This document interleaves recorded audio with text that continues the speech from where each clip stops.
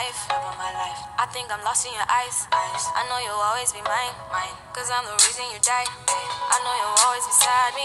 I feel your spirit inside me. And I know that I'm living by your grace. Love me with a love that's overflowing. Overwhelming, got me feeling like I'm floating. And when you hold me tightly in your warm embrace, God, I remember your love will never end. When one plus one's no longer two, I know you'll still be you. You're the constant when everything else is changing. See it in the things you do, and I know your heart is true. You're good for me like no one else could be. And I know you're always here, loving me up, loving me up. And your voice is always clear, leading me on, leading me on. And I know you're always here, loving me up, loving me up. And your voice is always clear, and I know you're leading me on, leading me on. You're the star that leads me from the north. When I need to find my way, you lead me forward. You're the light that makes the darkness hide. You're the beacon shining from inside. You're the artist, I'm the muse, and there's a picture I don't get, but even though I may not understand it, you did the works and I will still trust you. When one plus one's no longer two, I know you'll still be you. You're the constant when everything else is changing. See it in the things you do, and I know your heart is true.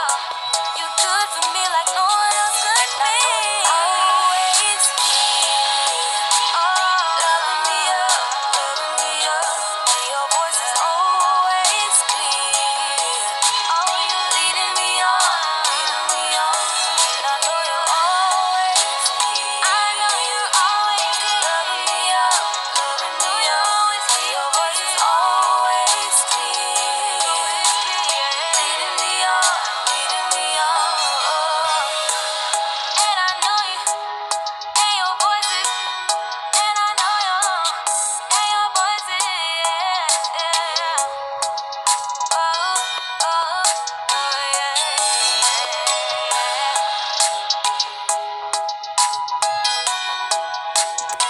Hey, shalom, beautiful Queen No Shade. How you doing, my loving sister?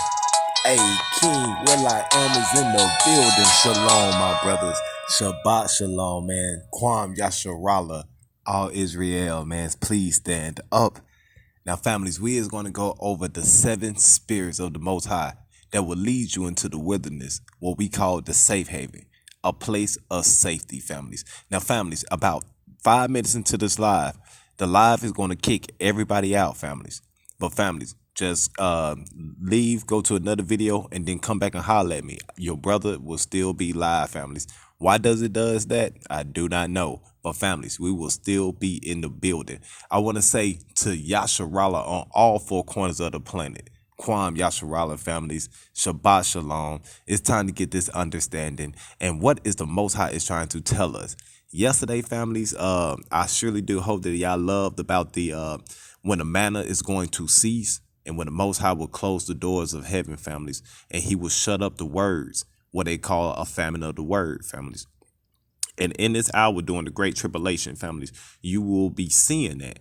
Our focus will be Isaiah chapter 11, so we can get this understanding about these 7 spirits. And then we're going to have a elder that is going to enlighten our minds, families, on what of how we're supposed to prepare ourselves when we go into the wilderness.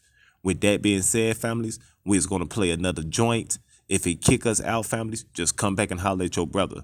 We're going to talk about, do the Most High hate anything? Yes, he does. The Most High Yah hates evil, families. And we're going to prove that. And his saints is supposed to be just like him.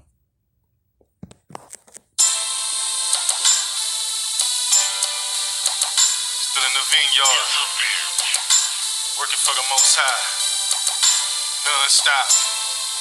Shout out to my brother, Dizzle Beats. Let's do this, man. Still in the vineyard, still trying to wake up these souls before it's too late. Said I'm still in the vineyard, still in the vineyard. Trying to lead my people to Zion's gate. We do it for the Most High, the Most High. There's a lot of work, but the labors are few. Still we do it for the Most High, do it for the Most High. Still in the vineyard to the end of time.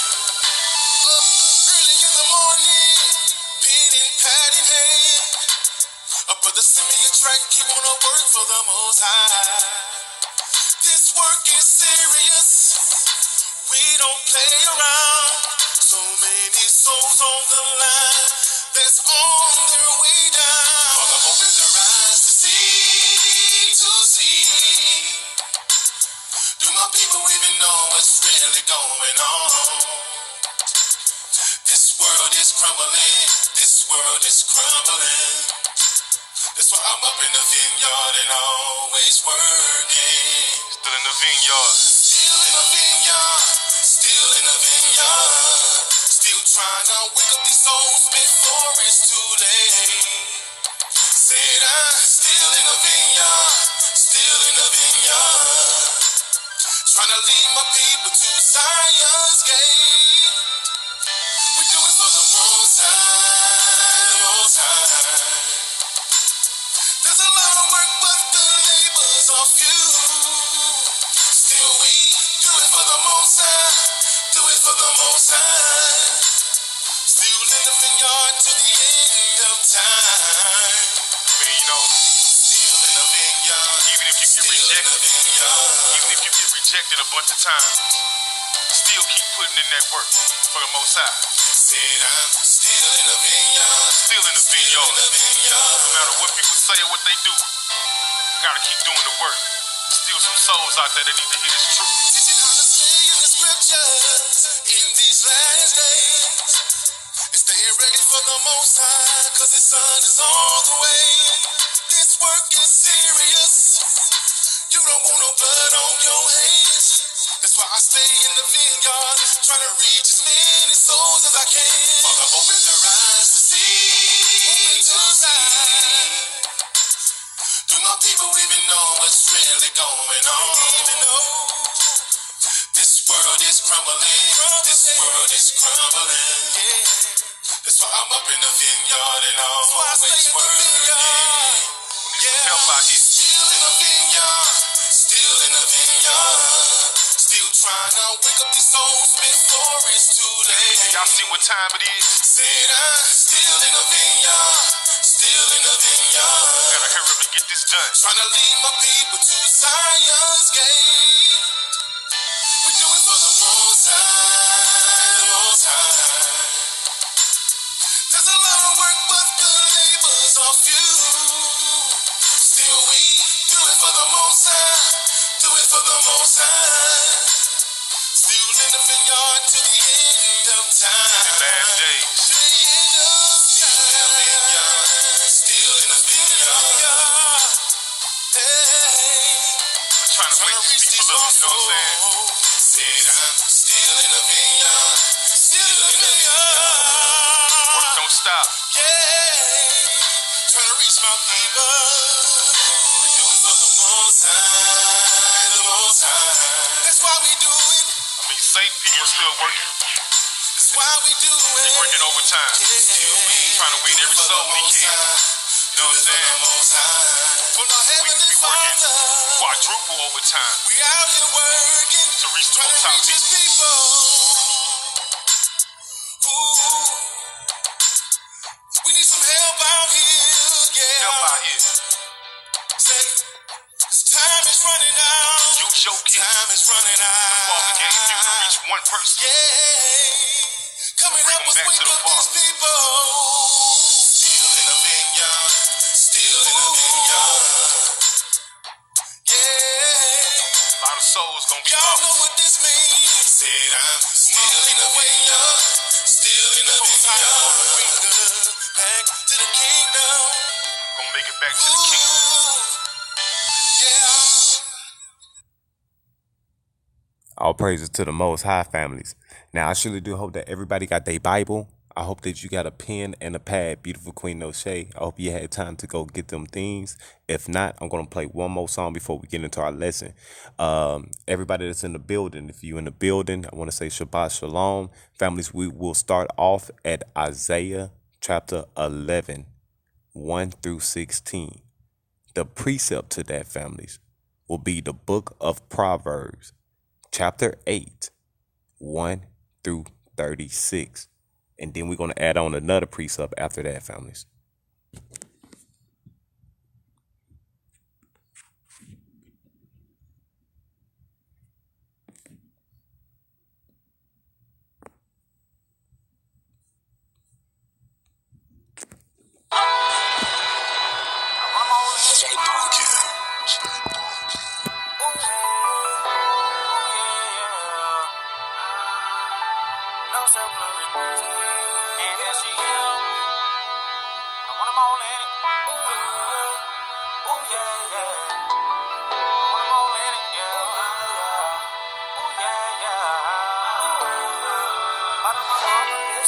Why don't my daddy listen? Why don't my brothers listen? Why don't my sisters listen? I think uncles don't listen. None of my cousins get it. A couple of them get it with it. I just want them all in it. True.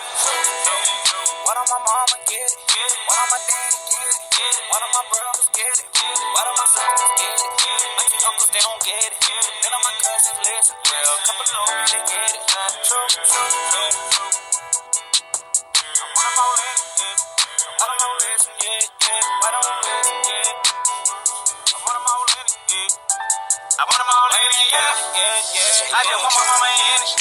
Man, I need my daddy in it. I want my brothers in to get it. Cause baby girl never listen. Look, cause I'll never hear it. I swear I love my family dearly. But since I dipped in those scriptures, nobody wanna be near me. Nobody wanna repent.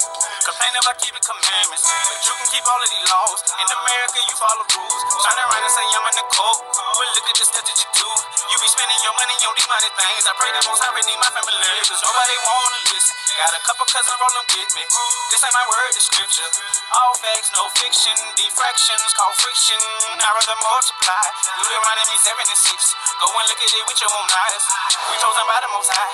Only people that he ever known. We the valley of the dry bones. Can't you see I got my traveling shoes on? If it ain't written, then you living wrong. I pray you don't hate me by any of the song. Cause I'm your cousin, brother, nephew, and son. Why don't my mama listen? Why don't my daddy listen? Why don't my brothers listen? Why don't my sisters listen? I think uncles don't listen. None of my cousins get it. A couple of them get it with it. I just want them all in it. True. Why don't my mama get it? Why don't my daddy get it? Why don't my brothers get it? Why don't my sisters get it? I think uncles they don't get it. None of my cousins listen. Well, a couple of them really get it. True.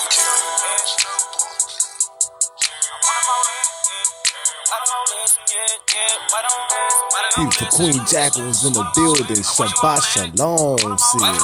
Let's go.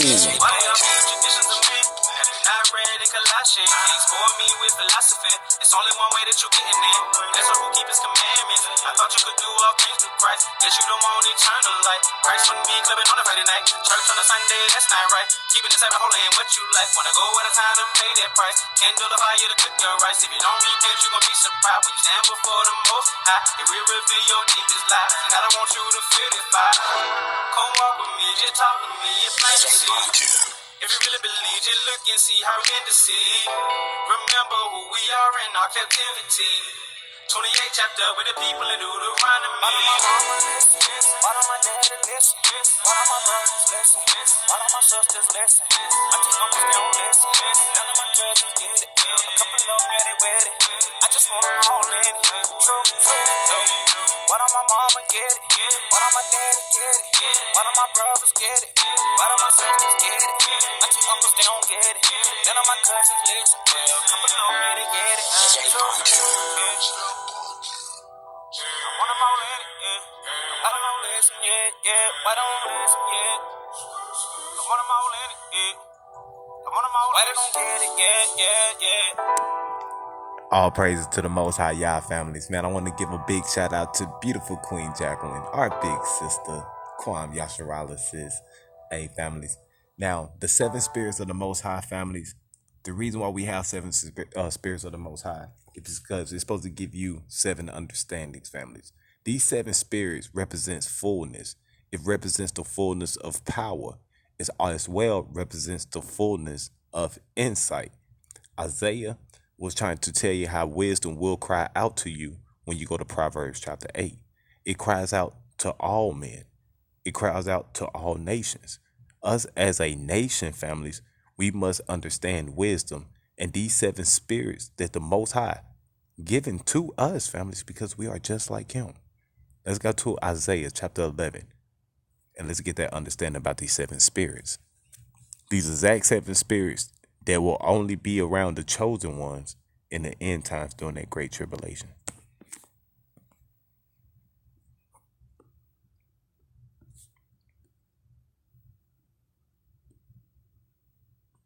Isaiah chapter 11.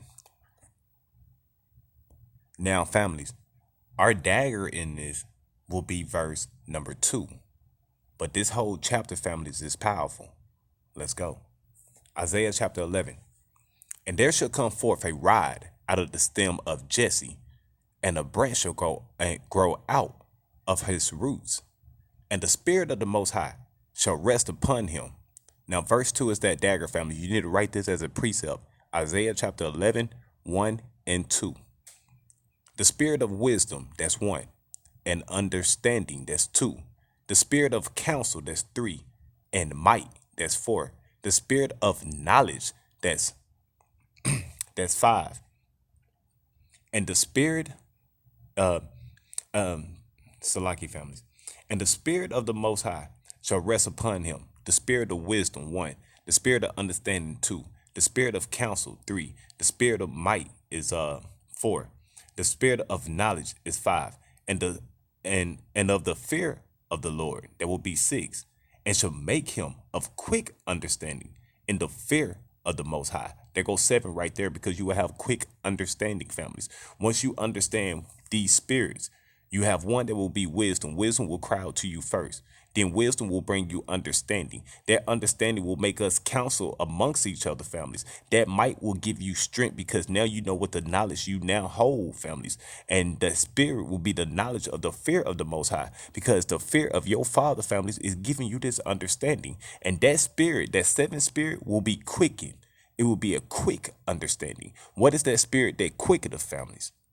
That's the Ruach, that fire. Let's go. And shall make him a quick understanding in the fear of the Most High, and he shall not judge after the sights of his eyes, neither reprove after the hearing of his ears. But with righteousness shall he judge the poor, and reprove the iniquity for the meek of the earth, and he shall smite the earth with the rod of his mouth. What is that rod? That rod is the word of the Most High.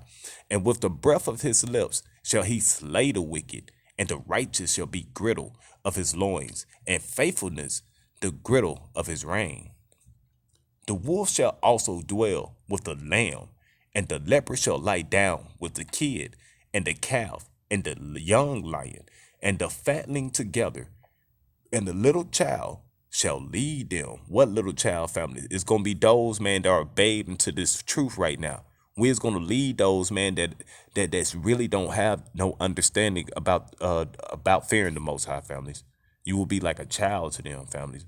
They will have to be like a child as well, childlike. You know what I'm saying? But the Most High will grow you spiritually, families, to make you into an adult. Check this out.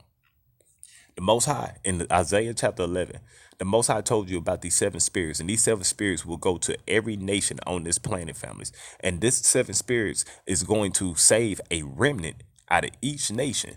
Everybody that sit there and say about Edom and Ammon and Hamath, and Isaiah has a future prophecy where the Most High is going to send these exact 7 spirits, families. Also the 7 spirits they call it the 7 mountains. But families, these 7 mountains are 7 nations, families. And these nations are considered hills, families. It's deep. It's way deeper than our understanding. That's why when you go to Zechariah chapter 14, he tells you how he's going to bring damnation to these nations because they didn't hear him, and he gave you an opportunity. He gave you an opportunity, and we're going to read it in this chapter right here. Verse 7. And the cow and the bear shall feed, their young ones shall lie down together, and the lion shall eat straw like an ox, and the sucking child shall play on the hole of the asp, and the weaned child shall put his hand on the cockatrice den. Then shall they not hurt nor destroy in all my holy mountain. For the earth shall be full of knowledge of the Most High, as the waters cover the sea. The Most High is going to spread nothing but wisdom, families. Wisdom is knowledge. And wisdom is going to cry out to every single flesh on this planet, families. Only those that hearken unto the voice of the Most High will hear wisdom and get that understanding about the seven spirits. And in that day, there shall be a root of Jesse, shall stand for an ensign of the people, and it shall, and Salaki, verse 10 again. And in that day, there shall be a root of Jesse, which shall stand for an ensign of the people. To it shall the Gentiles see, and his rest shall be glorious. When the Gentiles, the heathen nations, come and actually start chasing after wisdom, families, the Most High is going to make sure that they will find that peace. They will find that rest, families, because what would they be chasing? They would be chasing the truth, families. In order for you to have love, you must have hate first. Period. So what do the Most High hate? Once you find out what the Most High hate, then you will know how to love. But if you don't know what the Most High hate, you don't know what love truly is, because you don't know what he hates. Man, we hate a lot of things, but you flesh. We talking about what's something that was an all creator, omnipotence, families. What do he hate? We're going to get that understanding. Check this out. And it shall come to pass. This is a future tense that will happen to all nations, families. All those that sitting there saying that every nation will not get an opportunity. You will have your chance. Only those in them nations, man, if you hearken to your Father, your true creator, and repent and come into this truth and get that understanding that you is a priest. You is a priest. You is chosen to give out and be a minister, be a true apostle, a disciple for the Most High. That's what you were chosen to do. And it shall come to pass in that day that the Lord shall set his hand again the second time. He's going to do this a second time, families. Can't nobody refute this unless you saying Isaiah is a liar. To recover the remnant of his people, which shall be left from Assyria. Assyria, families. Assyria is the Ishmaelites. Ishmael. And from Egypt, there go the Hamites. And from Petros. And from Cush. And from Elam. And from Shinar. And from Hamath. Families, why do it say 7 nations right here? And we not too long just talked about 7 different spirits. Let's read that again. And it shall come to pass in that day that the Most High shall set his hand again the second time to recover the remnant of his people, which shall be left from Assyria. That's one location. And from Egypt, that's 2 locations. And from Petros, that's 3 locations. And from Cush, that's 4 locations. And from Elm, that's 5 locations. And from Shinar, that's 6 locations. And from Hamath, them are and from the islands of the seas. He's giving you how the 7 spirits is going to go out, and it's going to be bouncing off each nation's families, and it's only going to save the remnant that believe. That believe. It's a small amount, families. It's a small amount. And that remnant will be led into the wilderness, families. And we all going to meet up at the exact same time, because Isaiah ended up prophesying about these 7 streams of clean water, families, that we will be drinking from on our journey. In our journey. Check it out. And it shall set up an ensign for the nations with an S, and shall assemble the outcasts of Israel. Who was the outcast? Those that don't believe in the commandments. But pretty soon you will believe in the commandments once you start seeing everything falling apart around you. You ain't got no choice but to believe in the commandments after that. The law, statutes, and commandments of your Father. You won't have no choice. Check this out. And gathered together the dispersed. What is that dispersed? That remnant, families, that will save of Judah from the 4 corners of the earth. From the 4 corners, families, we all going to wake up. Ain't nobody going to stop it. It doesn't matter who try to click up. The Most High is going to wake up Yasharallah, families. Check this out. The envy, that's a hate thing, families, also of Ephraim shall depart. And the adversaries of Judah shall be cut off. Those that hate you, those that sit there say they don't like you, those that don't believe in that walk, family, they ain't going to have no choice but to see that light upon you, because it's going to be glorious. And because it's going to be knowing you chasing after that truth. You listen to wisdom when wisdom cry out. Check this out. Ephraim shall not envy Judah, and Judah shall not vex Ephraim. But they shall fly upon the shoulders of the Philistines towards the west. They shall spoil them. When you spoil somebody, families, man, you putting them, you corrected them, families. You corrected them. And of the east together, they shall lay their hand upon Edom and Moab, and the children of Ammon shall obey them. How is they going to be able to obey you, families, if you don't put your hands on them? How are you going to put your hands on them? The Most High is going to give you that power for you to be able to put your hands on them, families. Not so you can kill them, not them type of hands. We're talking about glorified hands, families, to cast them demons out of the people, families. Man, there was this one Hamashiach ended up curing this one brother that had a bunch of demons in them, families, and he called them demons legion. Legion, families. These demons come as a legion of demons inside of you, man. Check this out. And the Most High shall utterly destroy the tongue of the Egyptian sea, and with his might, when shall he shake his hand over the river, and shall smite in the 7 streams. These 7 streams, we're talking about them exact same 7 nations, families, that will be led into the wilderness, families. And them exact same, them 7 streams will give them water, families. Water so they can be able to make it into the wilderness. What are we going to be doing on the west side of the hemisphere?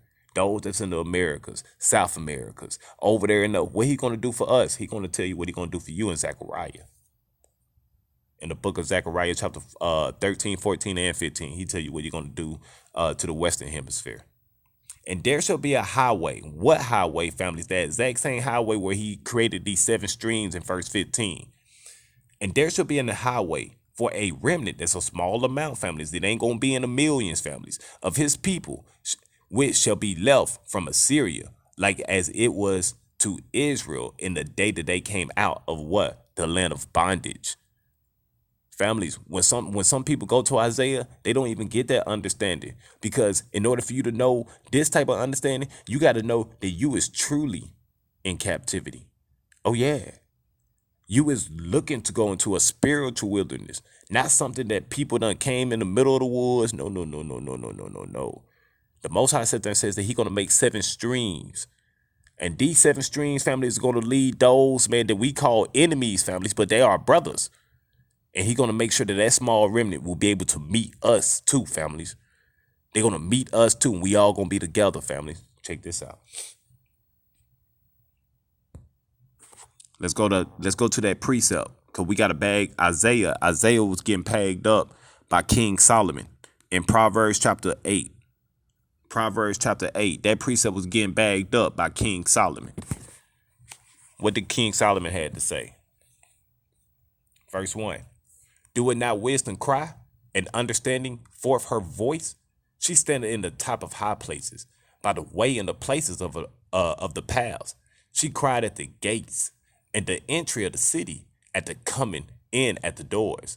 Unto you, O men, I call, and my voice is to the sons of man. O ye simple, understand wisdom, and ye fools, be ye of an understanding heart, be of an understanding mind, families. Hear, for I will speak of excellent things, and the opening of my lips shall be right things. These going to be correct things, because you can go back. They ain't going to be fables. Families, you're going to always speak through the scriptures. Your scriptures is giving you your truth that come through your lips. It ain't going to be something that you got to look up and whoop to whoop. No, they're going to be simple. Them things right there, it will be easy things just to, to prove another different point. But what the Most High is trying to show you is always going to be through his scriptures. Check this out. For my mouth shall speak truth, and wickedness is an abomination to my lips. That's evil, families. That's hate. That's something that he hate. All the words of my mouth are in righteousness. There is nothing forward or perverse in them. Something that you pushing forward, that means you might be pushing it a little bit. I don't think that the Most High was trying to sit there and say it's like that. That's what he mean about stuff that be forward, families. When people just add on to certain things that the Most High, no, the Most High said it was this, and he put a period right there. That means that's it. That's all. You don't add nothing else, nothing more. You know what I'm saying? What the Most High said, there's a period right there. That's it. That's all, families. Let's go. They are plain to him that understandeth, and right to them that findeth knowledge. Receive my instruction. Only those that obey the law, statute, and commandments of the Most High is the ones that's trying to receive instructions. If you don't believe that you ain't under no law, you don't have no instructions. So I'm not going to listen to you because you are not getting guided nowhere. You saying the Ruach HaKodesh is guiding you, but the true Ruach HaKodesh families, the one that holds 7 spirits families of wisdom, knowledge, understanding, with your families, you got all that within you, all of that. And them have instructions. What are your instructions? What you get instructed to do? Check this out. Not silver, and knowledge rather than choice gold. For wisdom is better than rubies, and all the things that may be desired are not to be compared to it. You can't compare nothing that you think that you can find in the dirt that can compare to the wisdom that the Most High is giving you. Our wisdom dwelleth with prudence. I find out knowledge with my witty inventions. His witty inventions, families, mean to be clever, means to be funny, but means to be on point. It means to be clever. It means to be funny, and it means to be on point with things, families. You is on time on it, families. It came just in the right time. The fear of the Most High is to hate evil, pride, and arrogance, and the evil way, and the forward mouth do I hate. This is what the Most High hates. This is what the Most High hates. Even when you try to add things that you send us saying that the Most High told me this and the Most High told you forward in that. No, you can't do that. Don't do that. No, Yasharali, you can't do that. If he put a period there, he meant that. He meant that. Let's go. Counsel is mine and sound wisdom. I am understanding. I have strength. This is what's going to give you power. We need to bag up that precept in Psalms 97, verse 10 through 12. We need to bag up that precept with Psalms 97, 10 through 12. What do your Most High hate, families? But how is he going to give you this understanding of hate so you can be able to love more? If you find out what your father hates, then you will know what you're supposed to love and how to love. True charity. That's your works in charity, families. No, never the NIV. Never the NIV. Always KJV, families.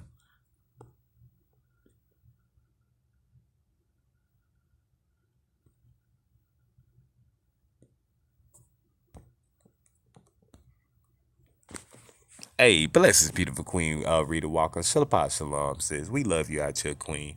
I hope you and your family doing well, sis. Then your next precept on that, families, will be Amos chapter 5, verse 15. Let's go to Psalms 97, verse 10. 10 through 12.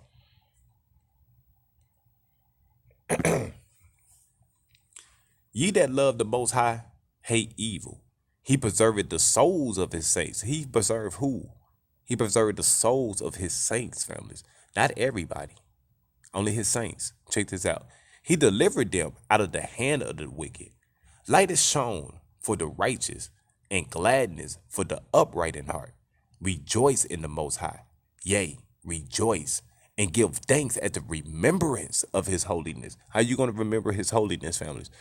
You ain't got no choice but to go to commandments just to even to remember how holy, and how powerful, how gracious he is and has been to you. You don't have no choice.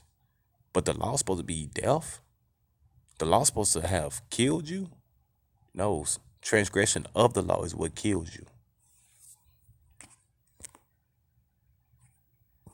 Let's go to Amos chapter 5, verse 15. Amos chapter 5, verse 15. Get that precept to that.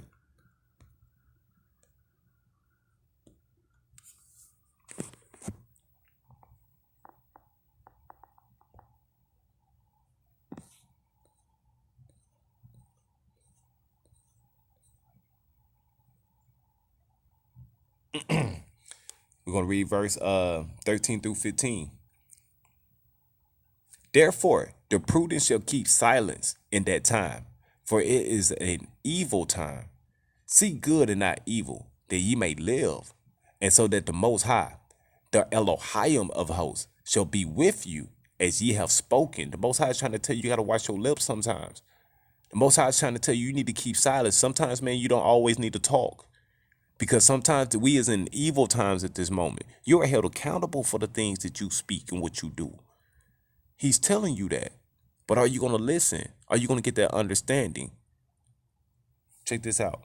Therefore, the prudent shall keep silence in that time, for it is an evil time. Seek good and not evil, that ye may live, and so that the Most High, the Elohim of hosts, shall be with you as ye have spoken. Hate the evil and love the good, and establish. How are you able to establish something? You ain't got no choice but to put some work in to establish something, families, and establish judgment in the gate. It may be that the Most High, the Elohim of hosts, will be gracious unto the remnant of Joseph, families. That's a small amount. That's a small amount of a mixed multitude coming out of the house of Joseph. Check this out. Verse 16. Therefore the Most High, the Elohim of hosts, the all power, said thus, wailing shall be in all streets, and they shall say in all the highways, alas, alas, and they shall call the husbandman to mourning, and such as are skillful of lamentation to the wailing, and in all vineyards shall be wailing, for I shall pass with through thee, said the Most High. When the Most High comes through, families, when he sends those spirits to come through, families, to all nations, which we just read that in the book of Isaiah, and how the Most High is going to give all, hey, bless this beautiful Queen Soldier Girl, Shabbat Shalom, sis, and how the Most High is going to give every nation a second time warning, families. Only them small remnant families, he's going to make 7 streams so they can have fresh water, families, through their journey. And families, they're going to meet us, families, from the Western Hemisphere. They're going to be coming from the east, and families, we're going to be coming from the west. And families, we all going to be in one spot.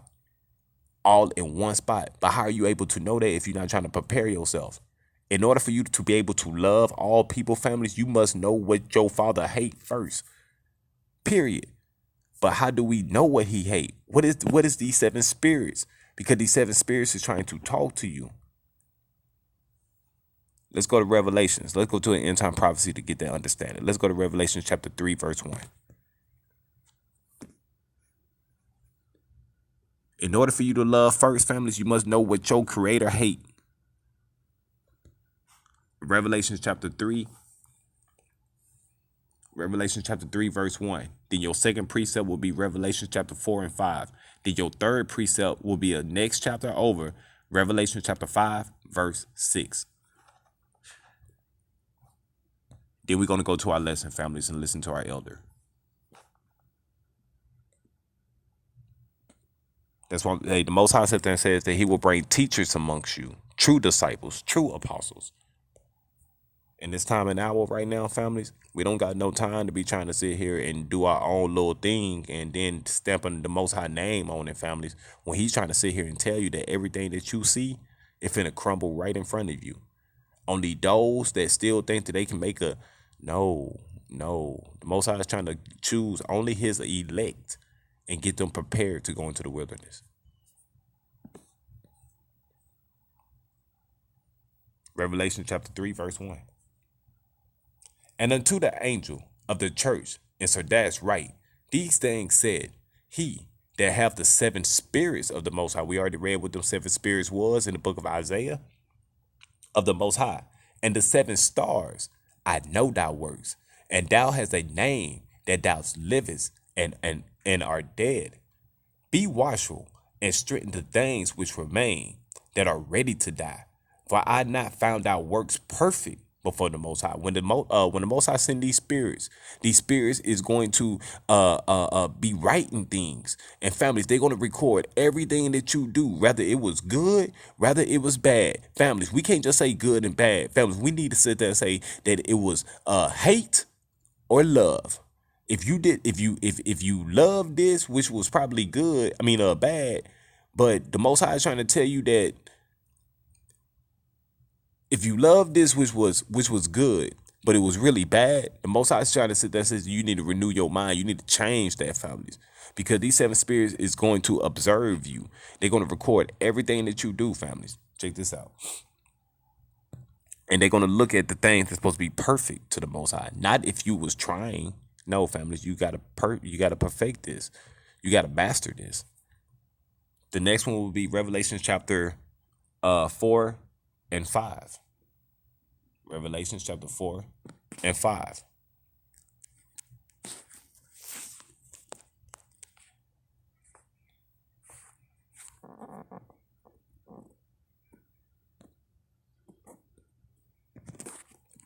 We talking about them seven spirits again. Let's go, families.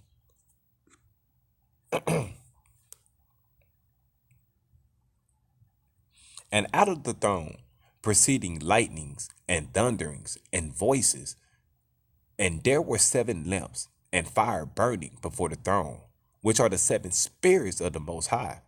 And before the throne there was a sea of glass, like unto crystal, and in the midst of the throne, and round about the throne, were four beasts full of eyes before and behind. Let's continue going, families. He's not done with us. He's not done talking to you. Then we need to go to chapter 5 and 6. Get this understanding about his seven spirits, which we know what them seven spirits is in in the book of Isaiah, chapter 11. Let's go.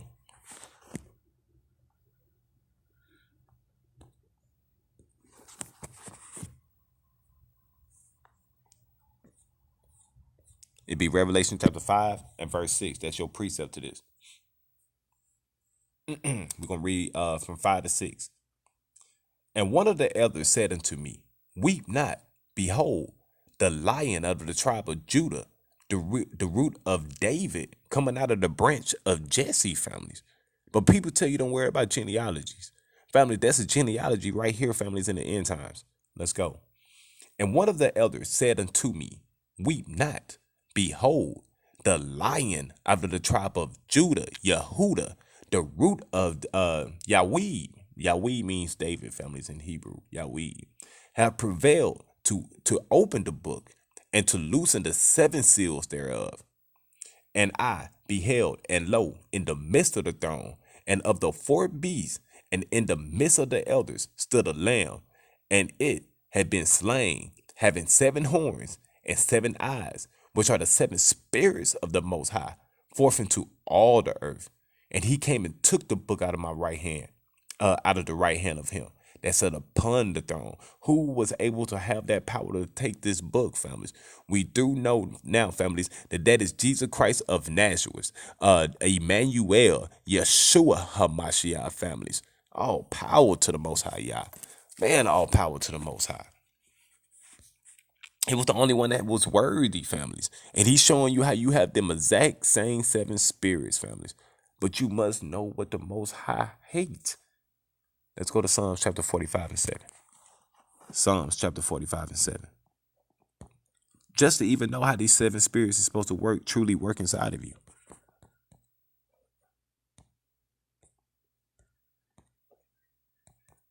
The book of Psalms chapter 45 and 7, families.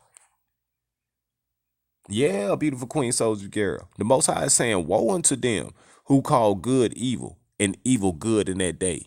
He ain't playing.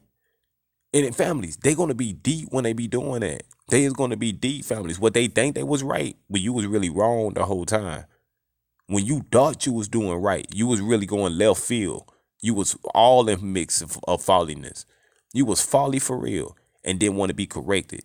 But you had so much hype behind you that you got arrogant, man. You got arrogant. Psalms chapter 45 and 7.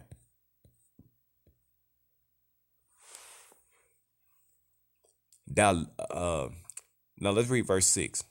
Thy throne of the Most High is forever and ever, and the scepter of thy kingdom is a right scepter. Thou lovest righteousness and hatest wickedness. Therefore the Most High, your Yahuwah, have anointed thee with the oil of gladness above thy fellows. What oil, families?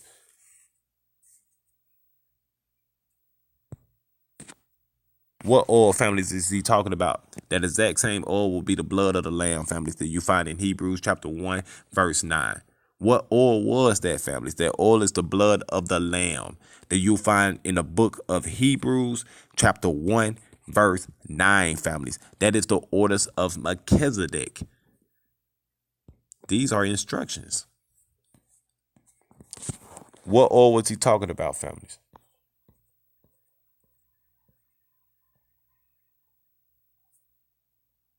We was in the book of Hebrews, chapter 1, and we're gonna read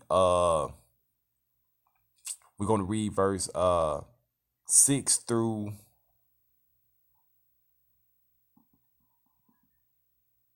where you at? There it goes, 6 through 9.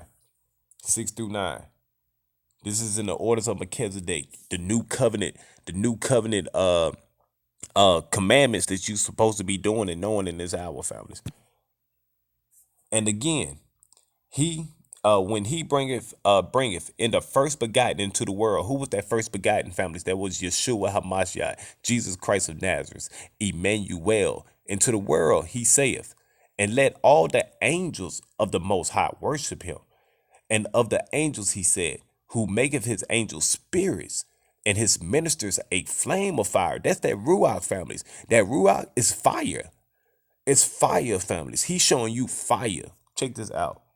But unto the Son, he said, the throne of the Most High is forever and ever, and the scepter of righteousness is the scepter of thy kingdom. Thou hast loved righteousness and hated iniquity. Therefore, the Most High, even thy Yahuwah, have anointed thee with the oil of gladness above thy fellows. And thou Most High, in the beginning, has laid the foundations of the earth, and the heavens are the works of thy hand. Man, all praises to the Most High. He shows you his power.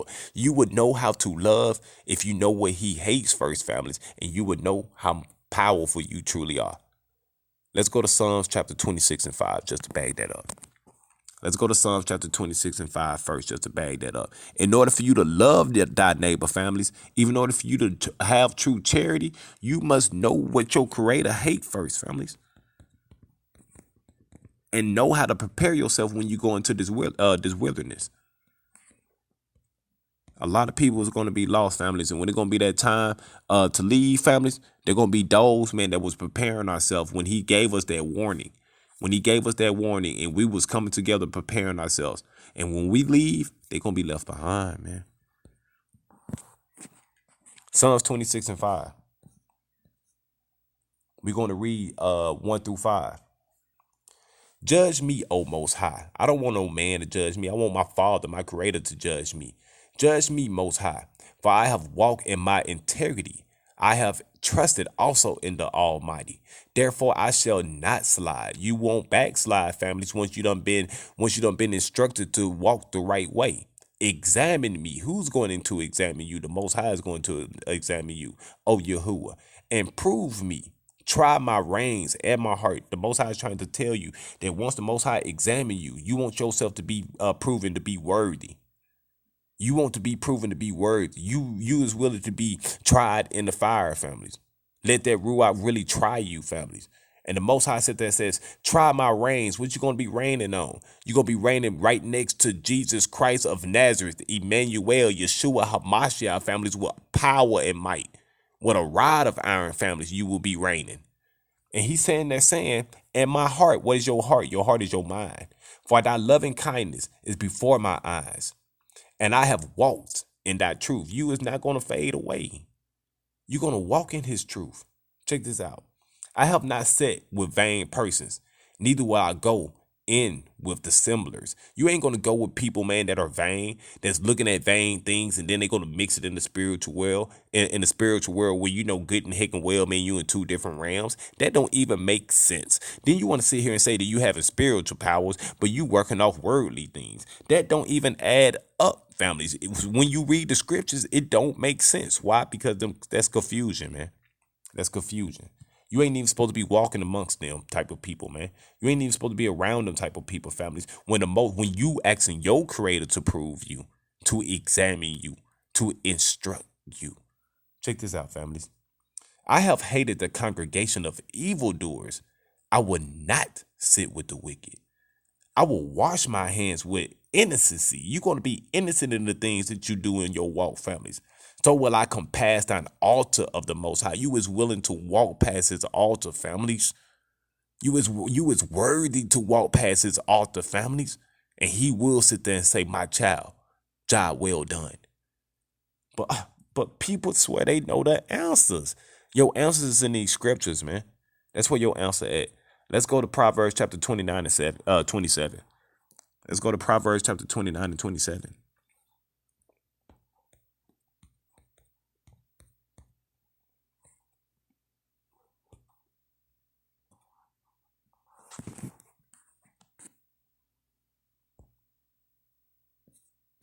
Proverbs chapter 29 and 27, families.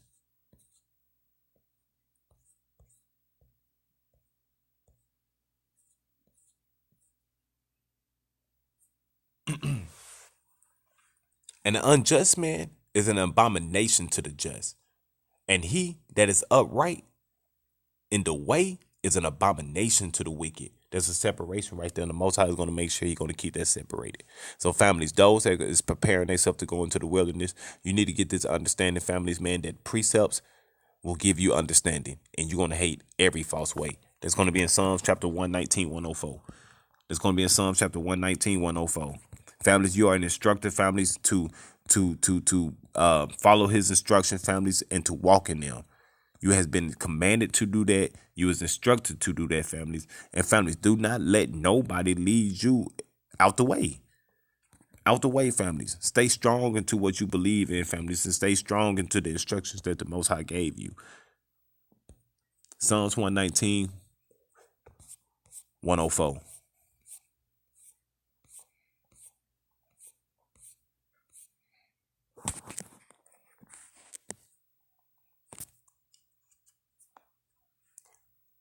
Through thy precepts I get understanding.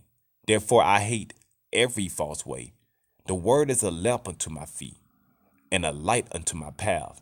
I have sworn, you have sworn to this. Who sworn to it first? Your forefathers, your ancestors. So you ain't got no choice but to do it, families. Curses and blessings, period. It's all about curses and blessings, but people get out of the curses and they want to receive all the blessings. Families, you got to understand you was born into these curses. Check this out. I will perform it, that I will keep thy righteous judgments. I am afflicted very much. Quicken me, O Most High, according to thy word. Accept, I beseech thee, the free willing offerings of my mouth. You're going to hold your tongue. That free will, you can't always speak what you want to speak sometimes, family, because you're always supposed to be sanctified. You're supposed to speak with holiness. You're supposed to speak with power, families. That means that, families, that free will through your lips. You ain't got no free will through your lips. Them lips don't belong to you. They belong to the ministry of the Most High. O Most High, and teach me thy judgments. My soul is continually in my hand, yet do I not forget thy laws. The wicked have laid a snare before me. Them are those, man, that's trying to tell you don't keep the laws, statutes, and commandments of your creator. That's those that's sitting there telling you that when you do that, family, you really die. When the Most High sit there and says that when you die in my name, I give you life. How you going to die in his name? By keeping his law, statutes, and commandments, families. Check this out. My soul is continually in my hand, yet do I not forget the law. The wicked have laid a snare. They laying a stumbling block in front of you because you believe in keeping them. For me, yet I err not from thy precepts. You ain't gonna show no error when you do precepts, families, because your father commanded you to do precepts. There ain't gonna be no error in that. Why ain't gonna be no error in that? Verse 11, 111. Thy testimonies have I taken as an heritage. Your heritage is your nationality, your culture, your identity, who you are. Who you are. Man, you Yasharala out your families. Don't let nobody tell you anything different. The father of of all things, families. He claims Yasha. He claims Israel, families. And he will bring a new Jerusalem. He ain't gonna bring no new America. He ain't gonna bring no new Russia. He ain't gonna bring no new whatever. Man, no, come on, families. You gotta stick to the script. Stick to the script. Let's go to our lesson. Let's listen to our elders has to say about this. Let's get a song again, families. Let's get a song again.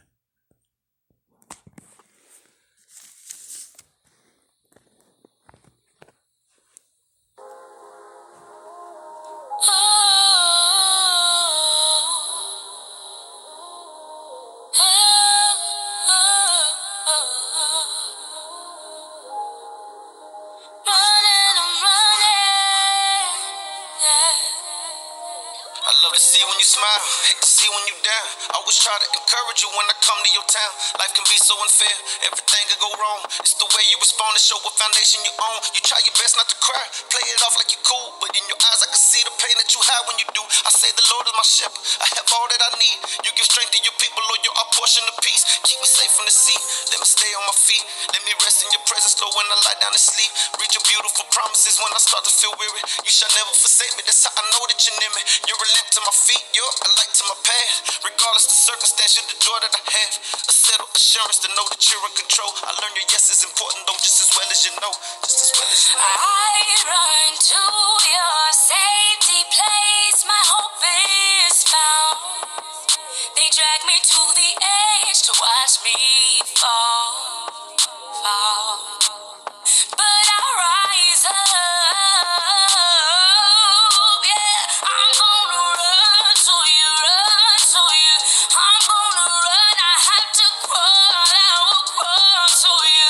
I'm gonna fight till the end. I'm gonna fight till the end. God, I know you will. God, I know you will.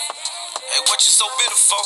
What did I do to you? You loving the music, you say you know I make music too. Oh, this what it's all about. This why you dumbing out. Make a little money now, man, you act a little funny now. They try to discredit you. I'm 2 steps ahead of you. They bite and devour until there's nothing that's left with you. I ain't even upset with you. I clean up the mess for you. Forgive me if ever, man, I reject the forgetting you. I can never go secular. They never pretend to, bro. They never gon' compromise anything with my character. Hey, y'all just some characters. Hey, work on your character. I'm building back burning bridges and breaking down barriers. I got haters from everywhere. And man, I mean everywhere. Praying and praying. I'm so awake and I'm so aware.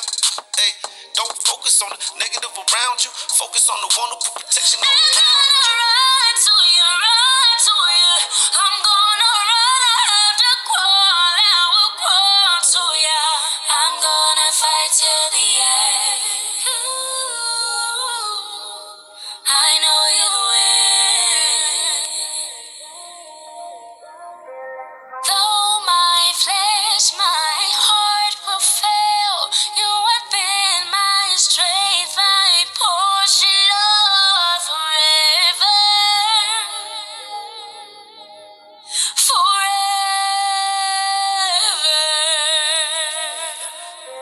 I run to your safety place, my hope is found. They drag me to the edge to watch me fall. But I rise up, yeah. I'm gonna run to you, run to you. I'm gonna run, I have to crawl, I will crawl to you. I'm gonna fight till the end. I'm gonna fight till the end. God, I know you will. God, I know you will. I'm gonna run to you. Gonna run, I gotta crawl, I will crawl to you. They try to drag me down, but I rise up.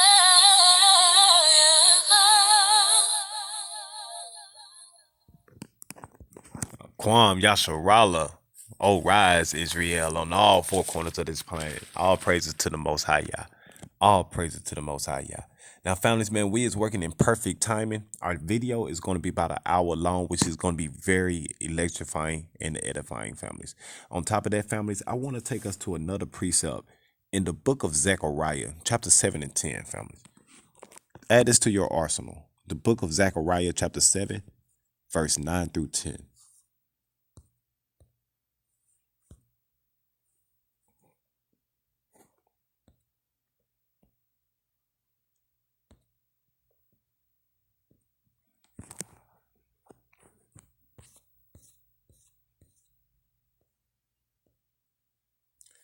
verse 8 through 11. And the word of the Most High came unto Zechariah, saying, Thus speaketh the Elohim of hosts, saying, Execute true judgment, and show mercy and compassion, every man to his brother, and oppress not the widow, nor the fatherless, the stranger, nor the poor, and let none of you imagine evil against his brother in your heart. But they refused to hearken, and pulled away the shoulder, and stopped their ears, that they should not hear. Yea, they made their hearts as an adamant stone, lest they should hear the law and the words which the Most High of hosts have sent in his spirit, Salaki, that has sent in his spirit by the former prophets with the S families. Therefore came a great wrath from the Most High of hosts. The Most High man will always send things to you, families. He always going to give you warning. You'll always have a warning before destruction. Always have a warning before destruction. But you must be able to reprove yourself. You must be able to reprove yourself. How did our ancestors reprove themselves once they end up getting that knowledge, that wisdom, and their understanding? Let's go to Nehemiah chapter 9.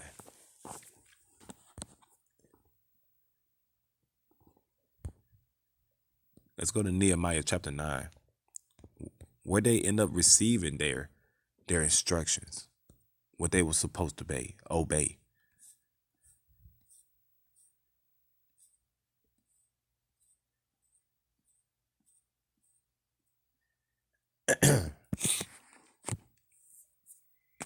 Nehemiah chapter 9.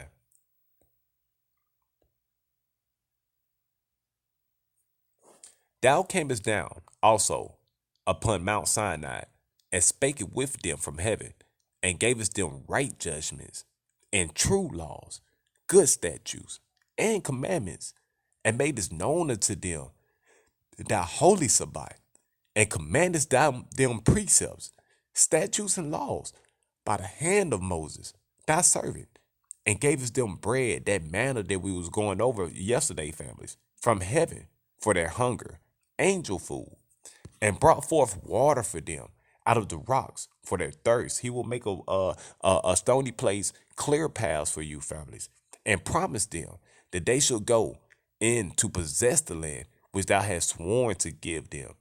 But they and our fathers dealt proudly, and hardened their necks, and hearkened not to the commandments, and refused to obey, neither were mindful of thy wonders, and thou didst among them, but hardened their necks, and in their rebellion appointed a captain to return to their bondage. But thou art the Most High, ready to pardon, gracious and merciful, slow to anger, and of great kindness, and forsook them not. The Most High, man, he will give you all these things, and he will show you, man, how certain people, man, will lead you into death, families, not obeying these laws, statutes, and commandments. People like that, families, man, that's sitting here telling you don't obey the laws, statutes, and commandments, families. They want to come up with where his laws don't end, families. There's never ending to his true judgments. There's never ending to what all his commandments that he have for us. They never ending, families, because your father always has something for you to do. He always got some work for his true saints. And every time that he makes an order, he's commanding his soldiers to do them. He's commanding you to do them. But people don't want you to obey the law, statutes, and commandments. Children of Yasharallah, in this hour, families, you was obeyed to do something. You was instructed to do something. Families, we do the will of our Creator. And families, we will be a true light to all nations. All the heathens out there, families, will obey when that time comes. Until then, families, we is in position to be in formation and rules and regulations. Let's take heed to our instructions.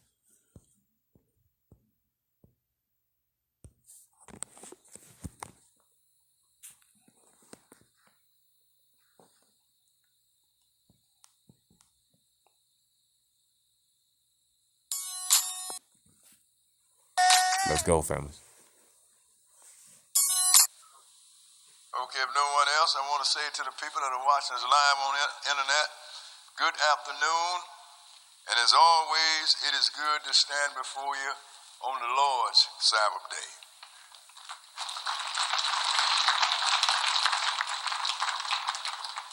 You know, sisters and brothers, this is a lesson that the whole world need, because there's a condition that's going to come upon this world. It's called the Great Tribulation. And if you don't understand this, you're going to have a religious organization telling you, come to us and you're going to be protected. All you need to do is receive this mark in your forehead or in your right hand. Everything is going to be all right. Because it's going to be some tough times, sisters and brothers. In fact, it's going to be a time like there's never been since there was a world. But if you are a servant of God, you can miss this. And you're not going to be taken off this earth. But you can miss it.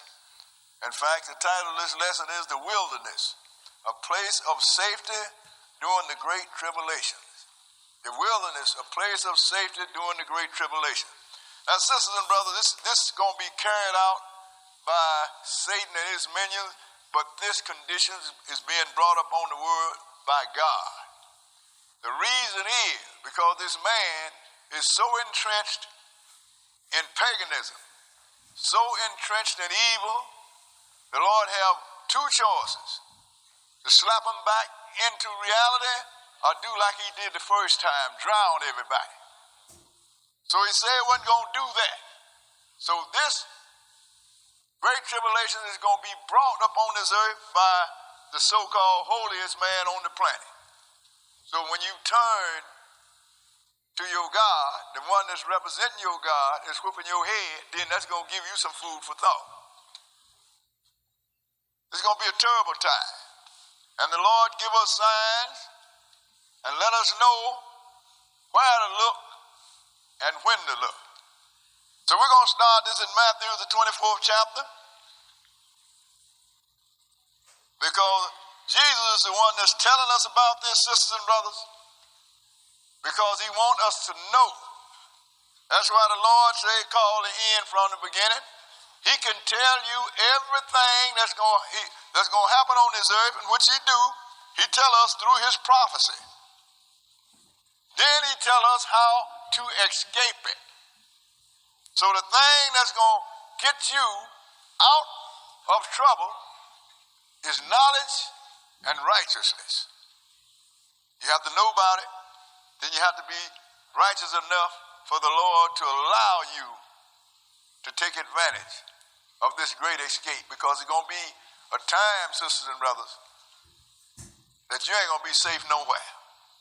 Having a lot of money means nothing, because it's going to be a time when if you don't have this mark, which is called the mark of the beast, in your forehead or in your right hand, you say, well, ain't nobody going to mark me. Yeah, they do it to you every Ash Wednesday, preparing you for what is to come.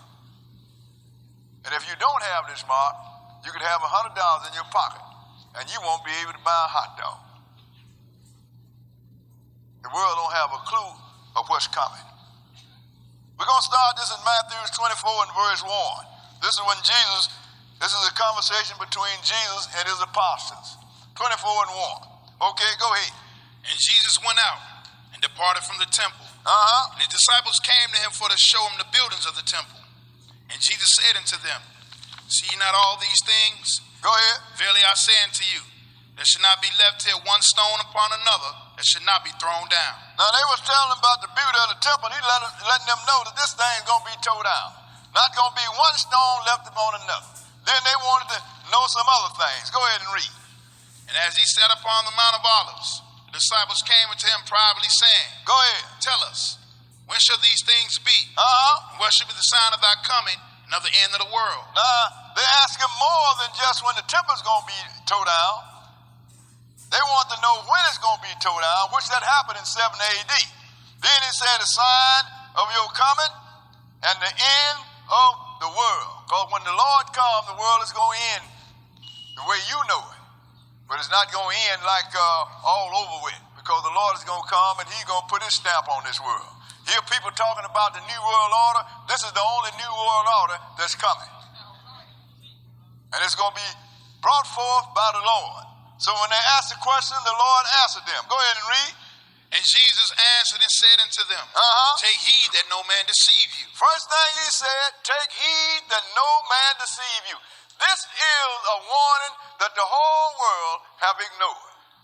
What is it? Go ahead and read. For many shall come in my name, saying, I am Christ. For many shall come in my name, saying that I am Christ. Go ahead and read. And shall deceive many. And shall deceive many. Look, sisters and brothers, this is something that if people have really paid some attention to what Jesus said here in this warning that he gave, you would look at a whole lot of ministers with the eye of suspect. Then you would write down what they say, and then you would open this Bible and see if it really says that. He didn't warn you about the street hustler or the pimp.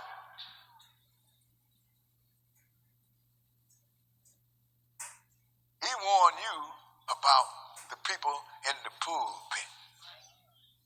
Because you ain't never seen nobody walk up to you and say, I'm sticking you up in the name of Jesus.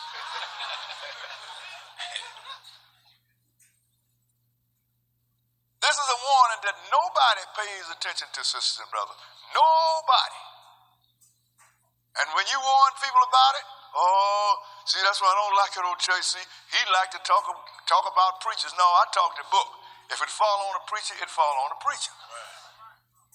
So he said, many gonna come in my name, saying that I'm Christ, and shall deceive many. Skip down to verse 14 and go ahead. And his gospel of the kingdom shall be preached in all the world for a witness unto all nations. He said, the gospel of the kingdom shall be preached in all the world as a witness against all nations. Pay attention to this. Go ahead. And then shall the end come. Then shall the end come. Why is the end not here if the gospel that we have been getting in the name of Jesus is the gospel? Look at all of these years. Look at all of these years. I mean, the whole world have the same gospel. Yes, sir. Why is it then that the end have not come? Because that is not the gospel that Jesus is talking about. Yes, sir. The evidence stands for itself. Go ahead and read. When ye therefore shall see the abomination of desolation, spoken of by Daniel the prophet, stand in the holy place, whoso readeth, let him understand. Now, most people have been in church all their life. They don't have a clue of who the abomination of desolation is, let alone the holy place. But Jesus gave you that as a major warning. So whoso readeth, let him understand. In other words, you better understand this. Right. Because if you don't, the consequences are going to be severe.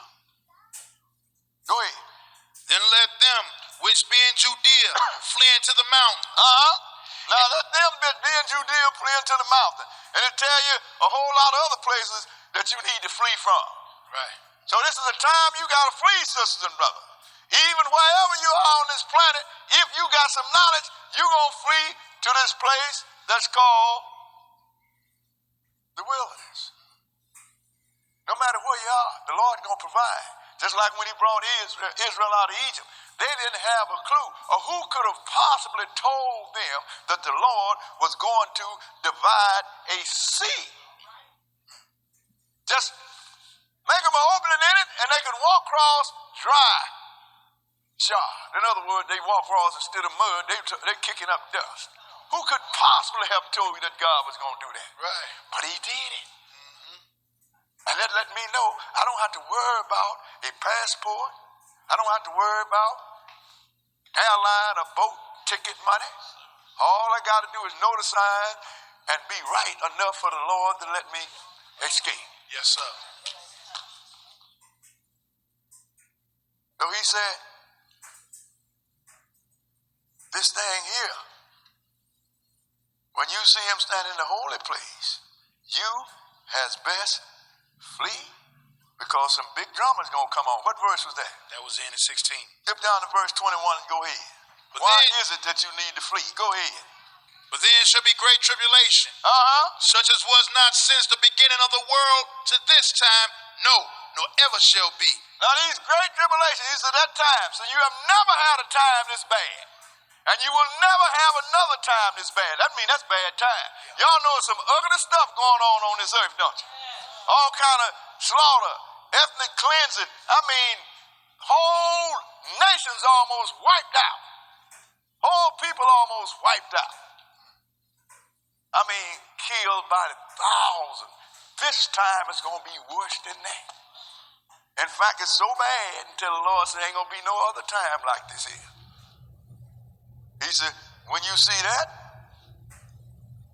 you better run. Because I'm going to tell you something. The Lord is going to have to do something because this man is getting ready to kill everybody. Yep. Go ahead and read. And except those days should be shortened, And except those days should be shortened, there should no flesh be saved. there should no flesh be saved. But for the elect's sake, those days shall be shortened. But for the elect's sake, who are the elect? Those of us that have this truth, sisters and brothers. Israel and all the ones that become spiritual Israel.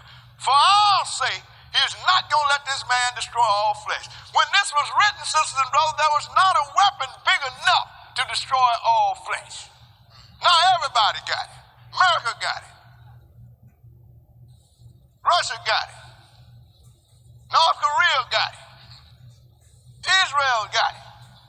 India got it. In fact, I can name, and all of them are so bad until they would destroy all flesh. This is a nuclear weapon, sisters and brothers.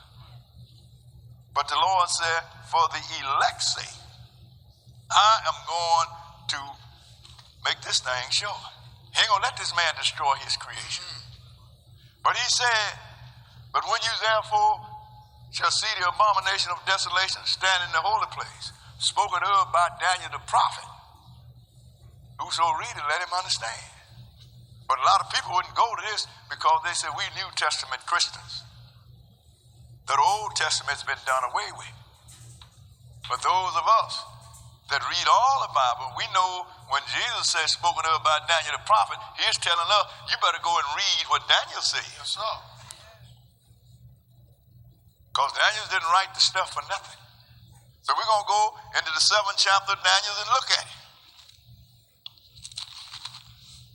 Because these things, sisters and brothers, the Lord put here for our consumption. And he put it here so we will be able to get enough knowledge and understanding to work out our own salvation. But we have to do this. Ain't nobody else going to do it for us. You have a lot of ministers. Tell me, you know, you listen to me. I'm going to tell you what you listen to. You listen to what this brother read. Yes, sir. That's right. That's why we have a reader. Because if you don't listen to what's written, you got your problem. Daniel 9 and 7. This is talking about the nation. 9 and 1, 7 rather than 1. Daniel 7 and verse 1. Okay, go ahead. In the first year of Belshazzar, king of Babylon, Daniel had a dream and visions of his head upon his bed. And he wrote the dream and told the sum of the matters. Go ahead. Daniel spake and said, I saw in my vision by night, and behold, the four winds of the heaven strolled upon the great sea. And the four great beasts came up from the sea, diverse one from another. He said, now look, this dream I had, I saw four winds of heaven. That's why I got the title of the book that the Lord calls me to write. They're strode up on the sea. That means they come up from among, they was over the people, and they come up from the sea, and they was all different. These four winds was four great beasts. Who were these? They represented the Gentile kingdom, sisters and brothers, that rule this entire world by themselves. The first one was Babylon. The second one was Medo-Persia. The third one was the Greeks. And the fourth one was the Roman Empire. Those are the only empires that rule this entire planet by themselves. That's on record anyway that man can read about. But we want to deal with the fourth one, because that's the one that this abomination of desolation is going to come out of. This person that the Lord hate that's going to destroy at will. Yes, sir. Skip down to verse 7 and go ahead. After this I saw the night visions, and behold, a fourth beast, dreadful and terrible, and strong exceedingly, and it had great iron teeth. It devoured and brake in pieces, and stamped the residue with the feet of it. Go ahead. And it was diverse from all the beasts that were before it, and it had 10 horns. Now this is the Roman Empire, sisters and brothers. This is the fourth one. The Roman Empire came, and the Roman Empire is supposed to rise and fall 10 times. It has risen and fallen 9 times. We have a lesson to show you that, or either if you don't want the lesson, you can buy the book, The Four Winds of Heaven, and breaks that down. We are looking for the 10th horn right now, the 10th resurrection of the Roman Empire. See, God give you things among men because his business is man. And this was a terrible beast. He didn't even know what to name this beast. He named them all after some beast in his creation, but he couldn't even name this beast. Go ahead and read. 8. I considered the horns, and behold, there came up among them another little horn, from whom there were 3 of the first horn plucked up by the root. Go ahead. And behold, in this horn were eyes like the eyes of man, and a mouth speaking great things. Now this is the religious horn. The rest of them was king, but this is the religious horn. This is one that's sitting over there. He might not be the one that's sitting in Vatican City right now, but that seat over there in Vatican City is the seat that he is going to come out of. He had eyes like a man. He had mouth that spoke great things. Yes, sir. And we have a lesson to show you that he uprooted 3 other horns because they wouldn't go along with it. So this horn we're going to look at. Skip down to verse 19. Verse 19. And go ahead. Then I would know the truth of the fourth beast. As I want to know about this fourth beast, go ahead and read the Roman Empire. Go ahead. Which was diverse from all the others, exceeding dreadful. Go ahead. Whose teeth were of iron, and his nails of brass, which devoured, brake in pieces, and stamped the residue with his feet. So this was a bad one, sisters and brothers. Not only did the Roman Empire knock the world off physically, but out of the Roman Empire came this modern day Christianity, sisters and brothers. Going to heaven come from Rome. Dead people looking down on you smiling come from Rome. Satan in the ground in a hole barbecuing people in hell come from Rome. In fact, tomorrow, Sunday, come from Rome. In fact, it was the Roman emperor that forced the whole world to observe it. It was a terrible beast. Not only did they destroy you physically, they destroyed you mentally and gave you a religion that has been to you down through every generation from the time that it came into existence. Sisters and brothers, that's why it was such a terrible beast. Skip down to verse 23. Verse 23 and go ahead. Thus he said, the fourth beast shall be the fourth kingdom upon earth. History will tell you that's wrong. Go ahead and read. Which shall be diverse from all kingdoms, and shall devour the whole earth, and shall tread it down and break it in pieces. That's what they did. Go ahead. And the 10 horns out of his kingdom are 10 kings that shall arise, and another shall rise after them. And he shall be diverse from the first, and he shall subdue 3 kings. Now this little king gonna come up, and these 3 nations that he subdued was the Ostrogoth, the Vandals, and the Hurrite. But then that's another lesson, because they would not let this guy rule over. So he got the rest of the forces together, and they was terminated. You don't see no country that's called Ostrogoths, do you? You don't see, but you know you got the art all around. They call it Gothic art.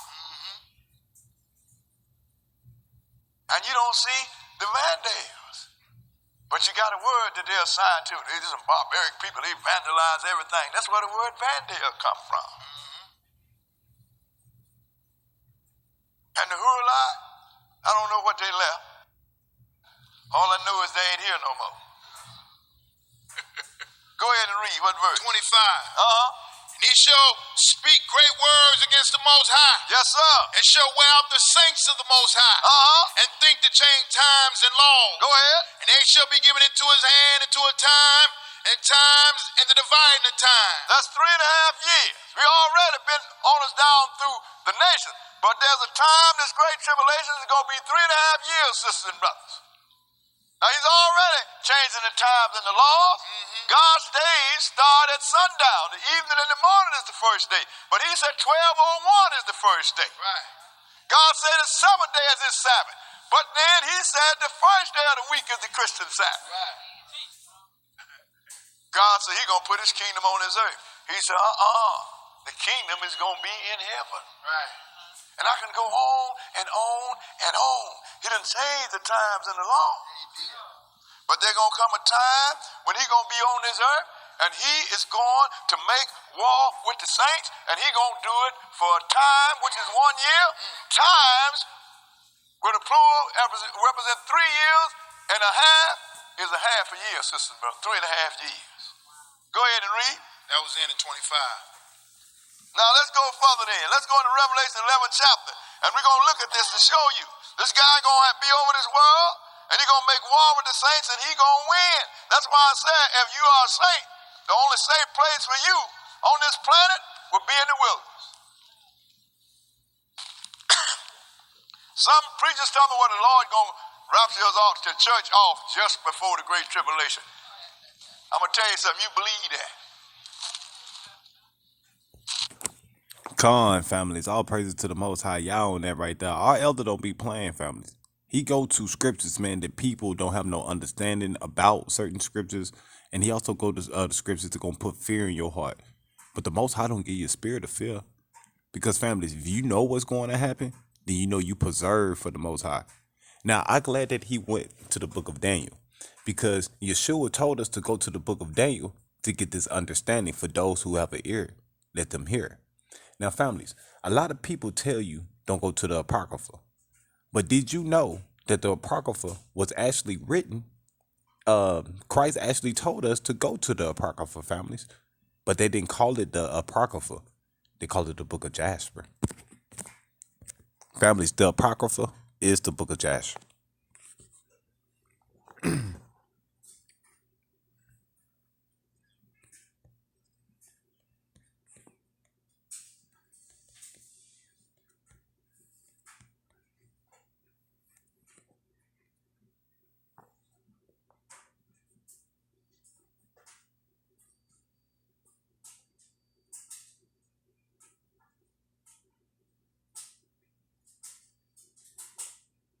We need to go to 2 Samuel chapter 1, verse 18.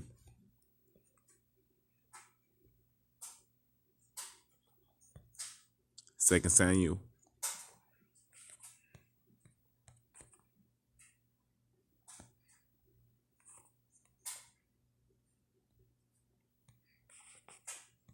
Just so people can get that understanding. If they tell you that you're supposed to go somewhere, we are directed to go there that way, families. Maybe because there was a hidden mystery in that, and that's probably the reason why we don't have it in the KJV right now. But we got it in the 1611 edition, though. It's in the 1611 edition, family.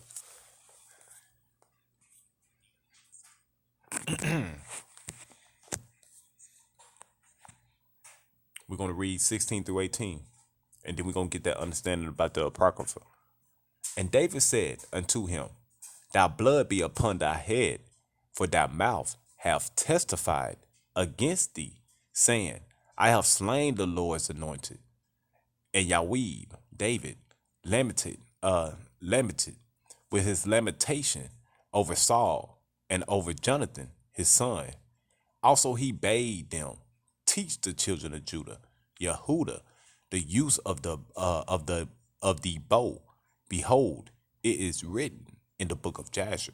But you don't have the book of Jasher in your KJV.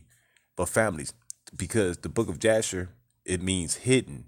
The Apocrypha means hidden. They hid that from you, families. Check this out.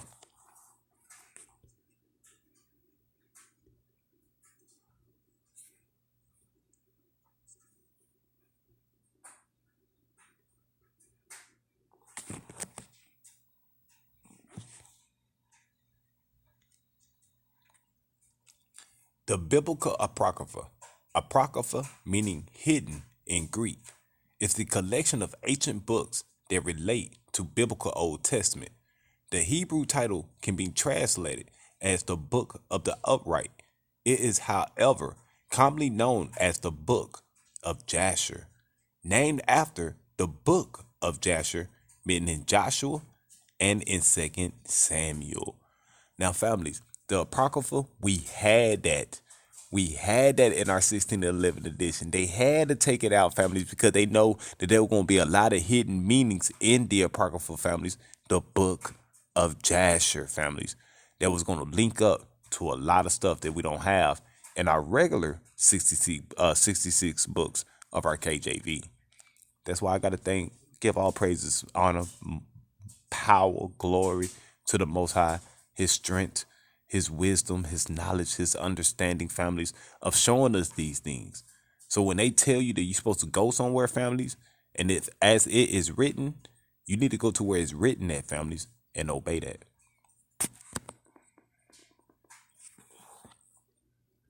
So when you go to the Apocrypha, right? But you'll put Apocrypha KJV, and it's going to give you the whole book, families. But make sure you put in 1611 edition.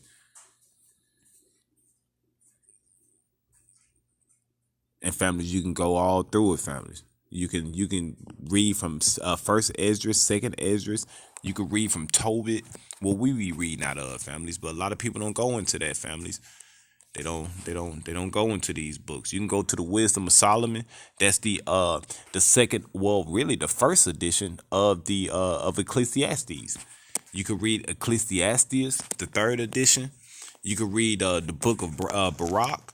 You could read the letter to Jeremiah, the prayer to Isaiah. Man, it's powerful, man. The prayer to Manasseh, first Maccabees, second Maccabees.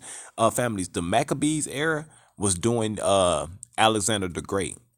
Alexander the Great, families, was the Maccabees era. And families, that take us to where we at right now.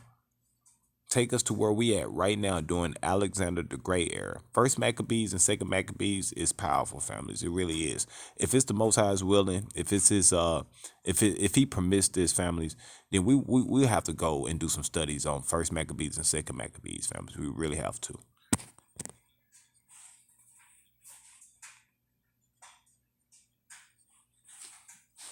And you're going to find yourself going eyeball to eyeball, right, with this great trauma. It's going to happen, sisters and brothers. Revelation 11th chapter. Now, this 11th chapter is talking about the Lord's temple, not the one this abomination going to set in. But it's something else we want to show you here. 11 and 1. Go ahead and read. And there was given me a reed like unto a rod. And the angel stood, saying, Rise and measure the temple of God, and the altar, and them that worship therein. Now, this is not the temple that the abomination is going to sit in. This is the temple that Jesus is going to be in. That's why it's the temple of God and the altar of them that worship therein. This is the temple that Zerubbabel is going to be in. Yes, sir. Because the Lord is going to put something to make sure that this temple, that the people over there that call themselves going to build, is not going to be on the same spot where Jesus' temple is going to be. Right. He left the courtway to them. Go ahead and read. But the court, which is without the temple, leave out, and measure it not, but is given it to the Gentiles, and the holy city shall they tread underfoot 40 and 2 months. That's times and a half. 42 months, 3.5 years, sisters and brothers. Mm-hmm. This is the time of the Great Tribulation. You've had people teaching all over the world that the Great Tribulation is going to be 7 years. That is a ploy from Satan. Because you know what's going to happen when you see this guy go over there and take his seat in the temple? You're going to say, oh, I can relax. I ain't got to worry about it. I'm going to keep doing what I'm doing. And when I get close to, when it's 3 and close to the 3.5 years be over with, then I'm going to flee. Too late.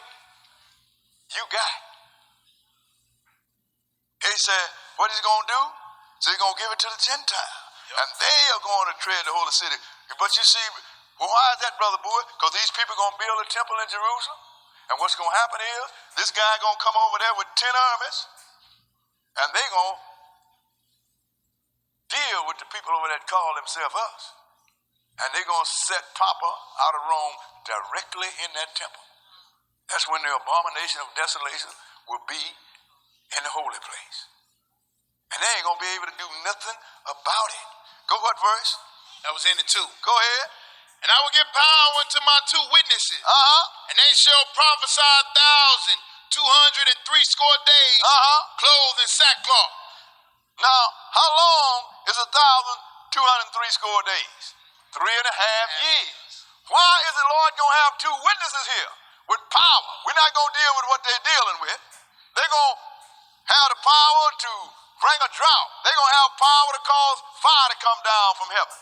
Why is it that the Lord going to have two men with all this power? Because he's going to have to balance this false prophet or this abomination. Because the abomination going to cause fire to come down from heaven.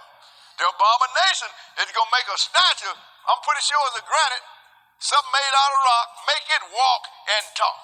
So if the Lord don't have the power, have some righteous brothers here to combat this evil, then everybody go over to the abomination. Yeah, they will. So the Lord always have a balance. Always you have a choice. Go with these or go with them. Right. That's the way the Lord operates. So now you don't have to get that mark. Believe what these two guys are telling you. Even if you fall, if you find yourself outside of the place of safety in the wilderness, even if you fall, the Lord gonna raise you up. But if you receive that mark, you're going to get cut off. He's going to give you the balance, sisters and brothers. Now let's go and look at the starting of this thing. Let's go into Revelation, the 13th chapter. See, most people don't know about this because the preachers keep them out of Revelation and out of the Old Testament. Yeah, they do. That's where you walking around like somebody that took a knife or something and cut your eyes right out your head. You blind as Ray Charles. And he's dead, so you know he's blind. Right. Revelation 13 and 1. Now here come this fourth beast. He's showing you how he's coming. Because he said, first he had 10 horns. That means, and 3 of them was plucked up. But the 7 that was left tried to resuscitate this beast, trying to bring him. And the last one that we're waiting on right now, he is going to bring this thing back together, sisters and brothers. And he's going to bring it back together. And he's going to be king over all of Western Europe. And he's going to have him 10 nations that's going to give their power to him. So remember, we saw 4 beasts come up, didn't we? Yeah, we did. And one of them had 10, and one had 10 horns. And that one with the 10 horns had 1 head. That was the Roman head. But now, here come the resurrected 4th beast. Resurrected that 10th time. 13 and 1. Go ahead. And I stood upon the sand of the sea, and saw a beast rise up out of the sea, This is 1 beast, not 4. A beast rise up out of the sea. Go ahead and read. having 7 heads and 10 horns, and upon his horns 10 crowns. Now this beast had 7 heads and 10 horns. Where did the 7 heads come from? First head was a Babylonian head. Second was a Medo-Persian head. And then you had 4 heads because Alexander the Great died young and his generals took over. So there was 4 heads, which made 6 heads, sisters and brothers. And all his generals that represented him, they ran the Greek Empire before it disintegrated. And then you had the Roman head. That was the 7 heads, sisters and brothers. So who are we talking about? All of the Gentile nations down into the resurrected Roman Empire. Or either you can call it Babylon the Great. And what it had 10 horns. And each one of these horns had a crown on them. That means that each one of these was a head of state, a president or a prime minister, or whatever he called himself. He was the leader of his nation. But they all gonna give their power to one man. Go ahead and read. End of 13.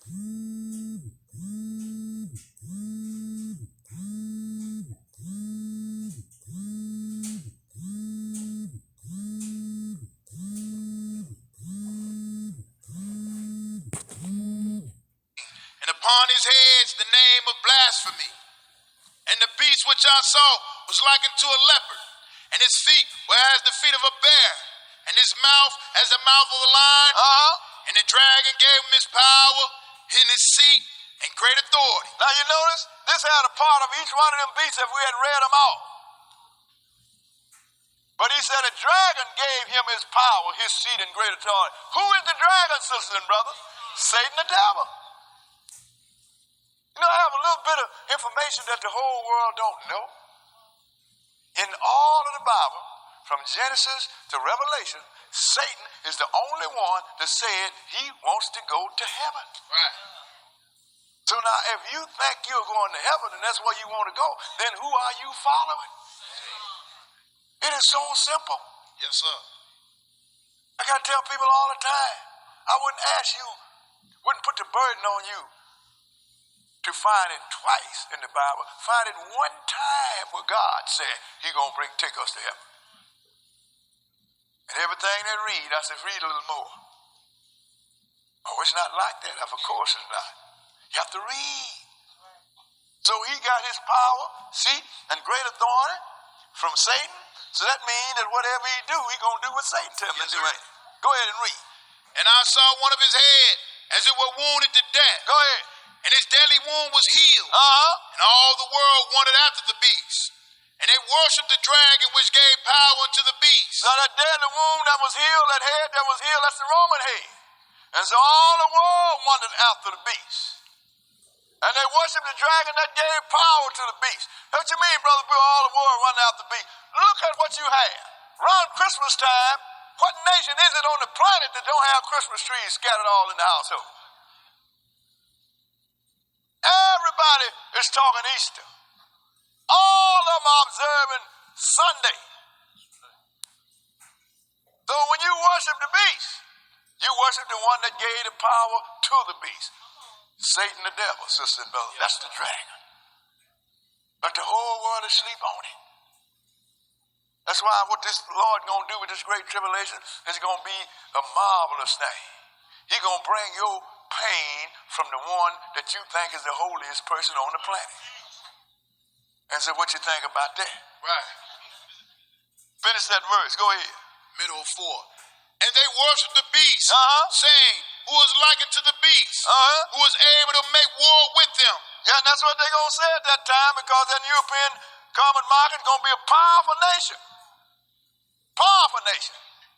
You know why? Because of the whole Western bloc, led by 10 nations, and they're all moving with one mind.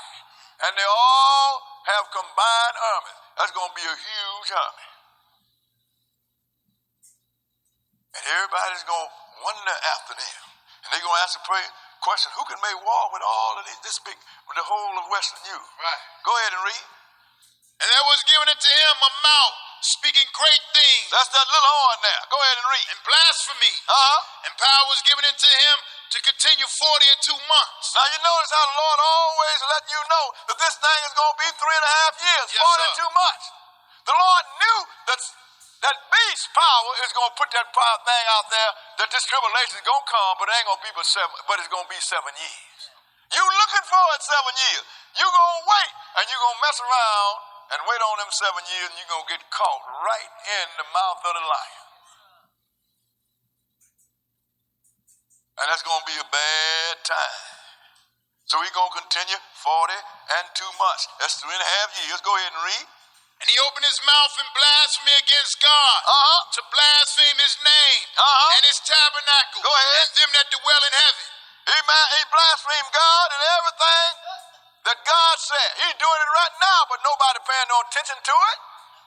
Why is it that God said the 7th day is my Sabbath? Remember the 7th day to keep it holy. And now all the churches are going to church on the first day of the week and say this is the Christian Sabbath day. That is an insult to Christ. Yeah. But the whole world is falling behind his sisters and brothers. And he blaspheming. Jesus said, I'm going to raise you up at the last day. This organization said you go to heaven right away. Yep. Jesus said the dead know nothing. This organization said they're going to be looking down on you smiling.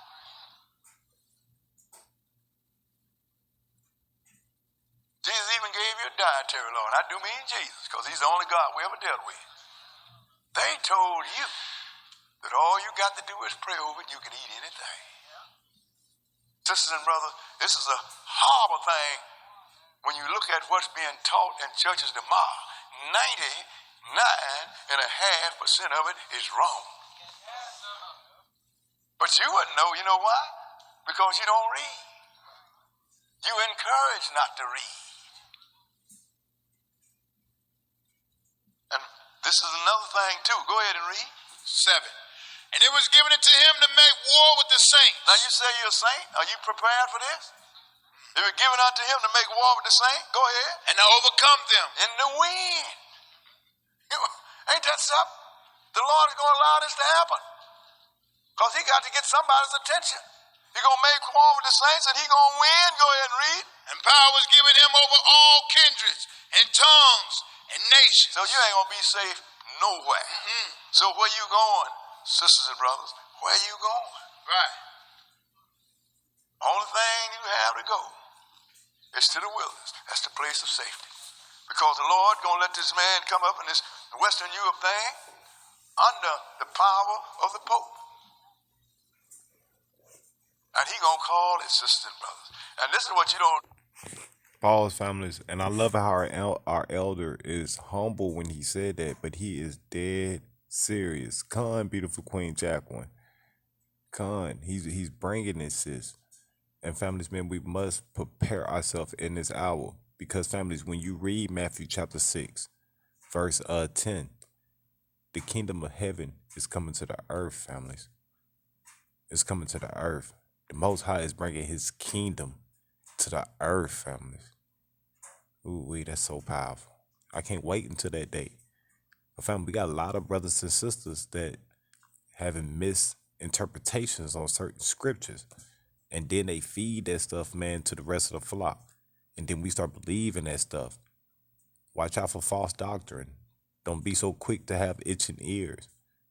Families, man, bag up whatever most people speak. Go, if you hear them say stuff, families, go back to the scriptures. See if you can get the exact same understanding. One sound, one mind, families. You can't have one person that's going to sit here and tell you this, and then you ain't got everybody else in around the world that ain't speaking the exact same thing you speaking. It don't make no sense. We all supposed to be on one accord. That's why I show you these videos, families, to show you that there's a lot of people that has different teachings, but talking the exact same way. Talking the exact same thing.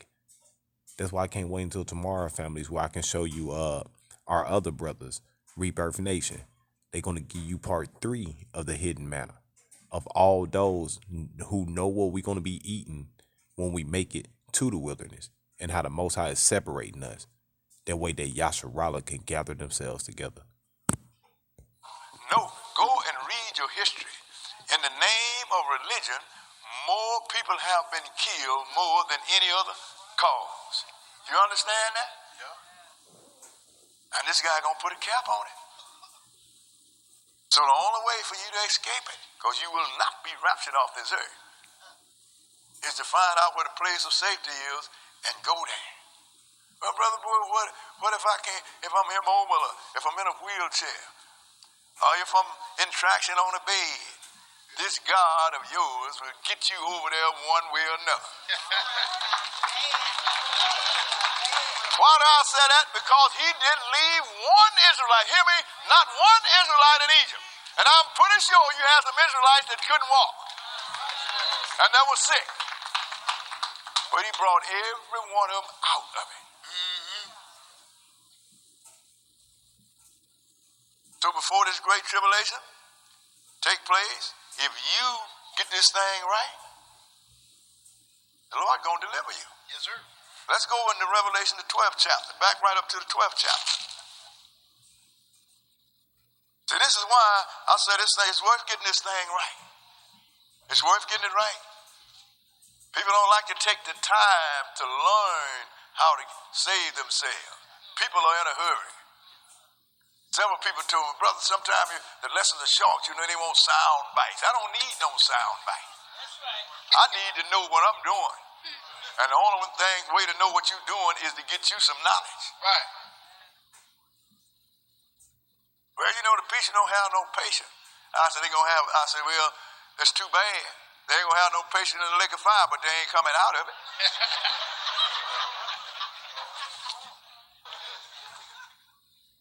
You better get this thing. 12 and 1. 12 and 1. Because this talking Israel here, physically, emotionally, and spiritual also. Because what people don't understand, that when the Lord brought Israel out of Egypt, it was a mixed multitude. This is a lot of my Hebrew brothers don't understand. It's going to always be a mixed multitude. Because you're going to always have people out of other nations is more comfortable with the service of God than they are with their own nation that ain't serving nobody but Satan. Right. So what you going to do? I'm going with y'all. Yes, sir. And if you were smart, you said, come on. Because if you said, no, you ain't going with me, then the Lord going to fix it. He going to send them in your place and you going to stay here. Somebody better tell you, pay attention. Yep. Revelation 12 and 1. Go ahead. And there appeared a great wonder in heaven. A woman clothed with the sun and the moon under her feet. Go ahead. And upon her head a crown of 12 stars. Now, if you want to know who that woman is Israel. You can, on your own, you can go and read Genesis 37th chapter. Talk about Jacob and his sons. On your own, not today. Right. And the 12, the sun represent Jacob. The moon represent his wife, and the 12 stars represent his 12 sons, which made up the 12 tribes of Israel. Go ahead and read. And she being with child cried, travailing in birth and pain to be delivered. And she was with child. What is this great child that come out of Israel? Jesus. This is the one. Go ahead and read. And there appeared another one in heaven, and behold, a great red dragon, having 7 heads and 10 horns, and 7 crowns upon his head. And his tail drew the third part of the stars of heaven, and did cast them to the earth. Now look, a great red dragon having 7 heads and 10 horns. Wait a minute. Didn't we define these 7 heads and 10 horns out of nations? Yes, sir. And also the common market? Well, why then did he say the dragon stood before? Because the dragon is operating through these Gentile nations, sisters and brothers. The dragon, Satan, the devil, is a cherub angel. You know what a cherub angel look like? He have 4 faces, calf feet, 6 wings with eyes all over him. That didn't define him there, did it? No, it didn't. He defined him by the men that's going to represent him. Remember, he gave this beast his seat, his power, and great authority. Yes, sir. So they stood, in this case, it stood for before him in the form of the Roman Empire. Tried to cut Jesus off. Didn't Herod kill all the boys trying to get him? Yeah. Go ahead and read. Middle of 4. And the dragon stood before the woman, which was ready to be delivered, for to devour her child as soon as it was born. And she brought forth a man-child, who was to rule all nations with the rod of iron. Who's to rapture everybody off to heaven? No. He brought forth a man-child, which was to rule all nations with the rod of iron. And it's going to happen. What happened to this man-child? Go ahead and read. And her child was caught up into God and to his throne. And her child was caught up into God and to his throne, sisters and brothers. And to his throne. That's what Jesus is right now. He came because he had to come and die for the sins of the people because he was a sin offering. The world don't even know that. But once that happened, he finished what he was doing. He finished his 3.5 years of his ministry because he had another 3.5 years to deal with it. And then he went on back to heaven. But what about the woman? She done went through it, but at this time we're going to jump way to the future. Let's see what this woman going to do here. Go ahead and read. And the woman fled into the wilderness. And the woman fled into the wilderness? Will she have a place prepared of God? Will she have a place prepared for God? Go ahead, go ahead. That they should feed her there 1,260 days. Now, how many years is that? 3.5 years. The Lord have it all laid out. At that time, and we're going to show you the preparation of it, he will have this place prepared for this woman. That's those of us, sisters and brothers, that got this thing right, know the sign, best prepared for us. It's just like he had the kingdom of the Father was prepared for man from the foundation of the world. But we was too stupid to believe him and take advantage of it. Yes, sir. Prepared from the foundation of the world. Well, he gonna have this prepared.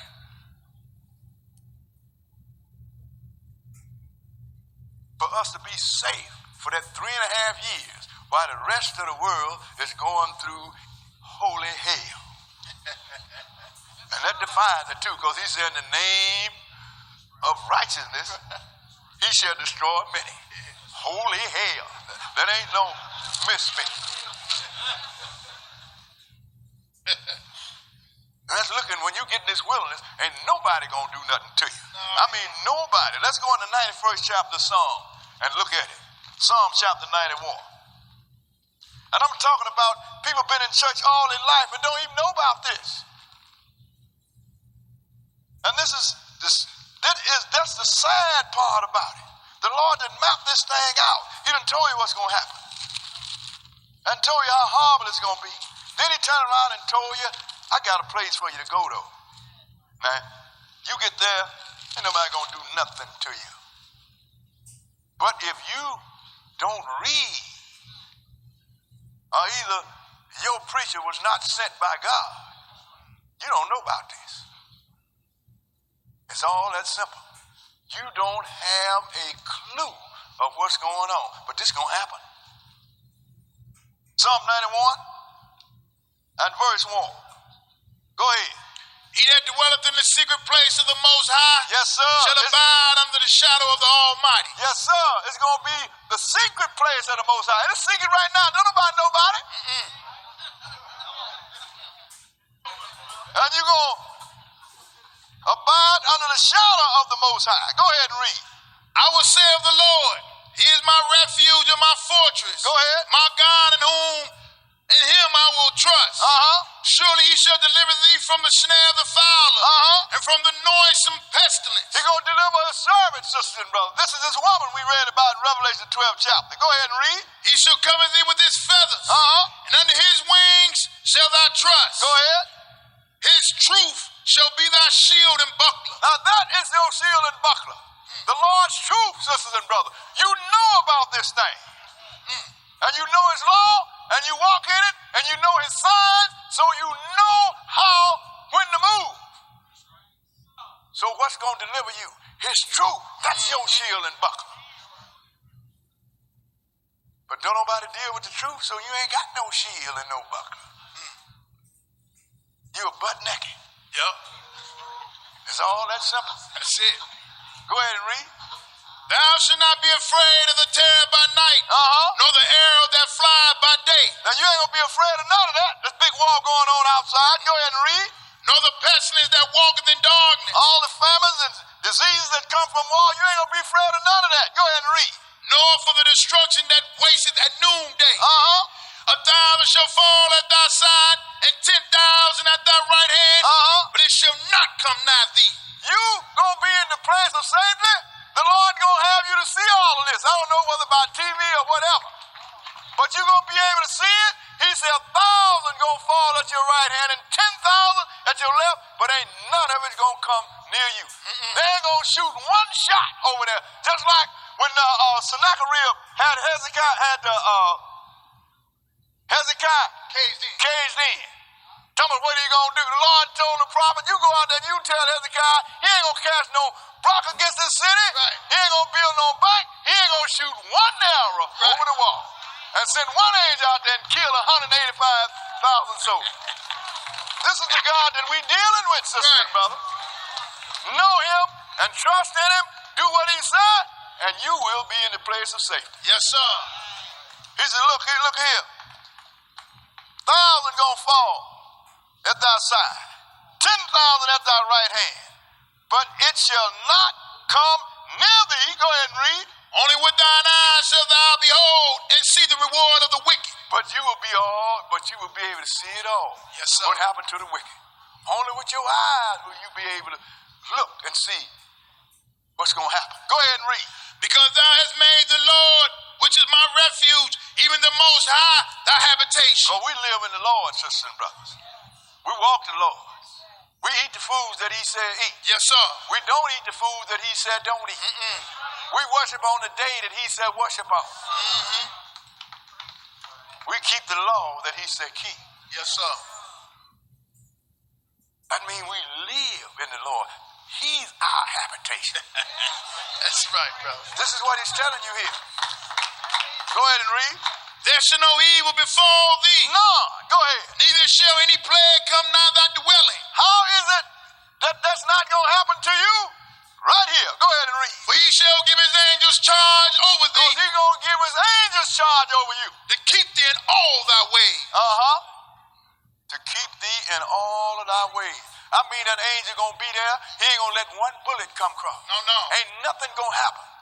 But this is the way the Lord operates. It's just not going to happen then for the first time. It's always like this. Give you a case in point. Let's go into Exodus, the 23rd chapter. Exodus chapter 23. See, I done seen this. Yeah. And now, he ain't going nowhere. The Lord said, according to what I covenanted with you when I brought you out of Egypt, my spirit is still among you. Yes, sir. He's still here. He's still here. Now look what the Lord said. We're going to read one verse. Exodus chapter 23, and we're going to read verse 20. It's the same thing he's going to do in the future. He's already done in the past. If you want to know how the Lord going to operate tomorrow, see what he did yesterday. Yes, sir. Verse 20, read it. Behold, I send an angel before thee to keep thee in the way. I'll send an angel before thee to keep you in the way. Go ahead and read. And to bring thee into the place which I have prepared. And to bring you to the place which I have prepared. Didn't the woman go to a place which was prepared for her? Yes, sir. He did it before. He gonna do it again. Yeah, he is. It's all gonna take place on this earth. I don't care how holy you call yourself. I don't care how much you shout and fall out and kick. I don't care how many foreign languages that you can't understand that you speak.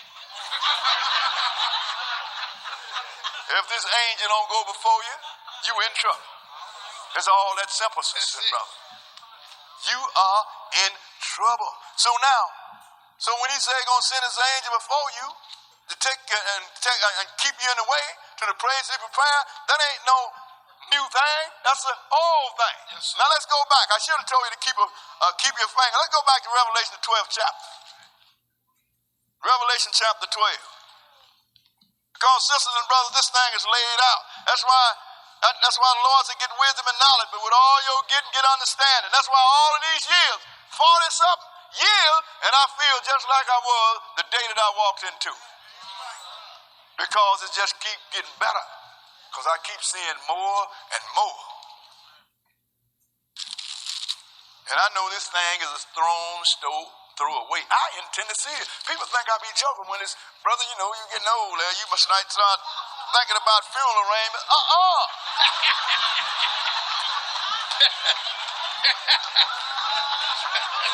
I'm finishing this thing.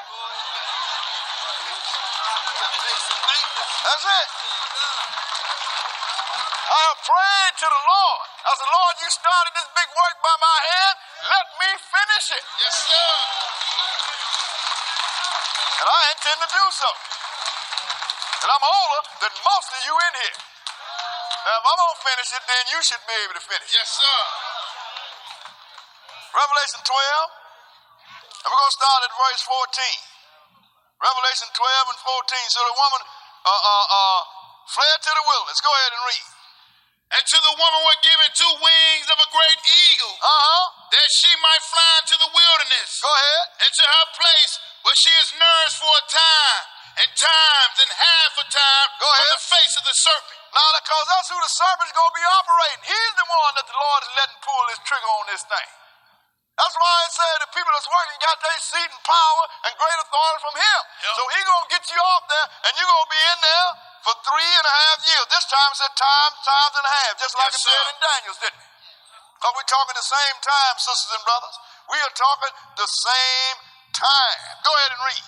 And the serpent cast out of his mouth water as a flood after the woman, that he might cause her to be carried away of the flood. Go ahead. And the earth helped the woman. Now, and it's probably this flood is an army, sisters and brothers. Right. But the Lord is going to do something. He's going to keep this army from catching you.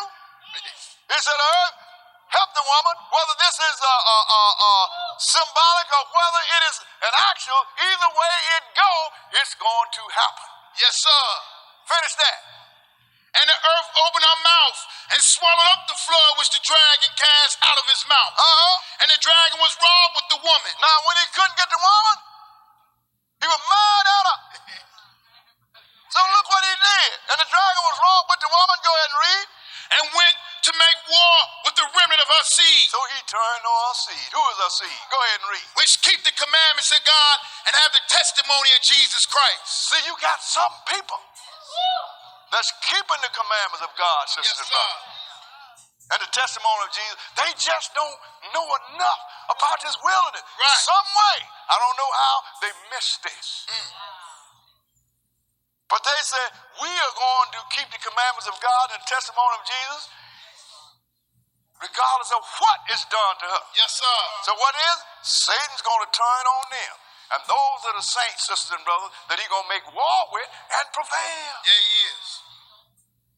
He is going to prevail.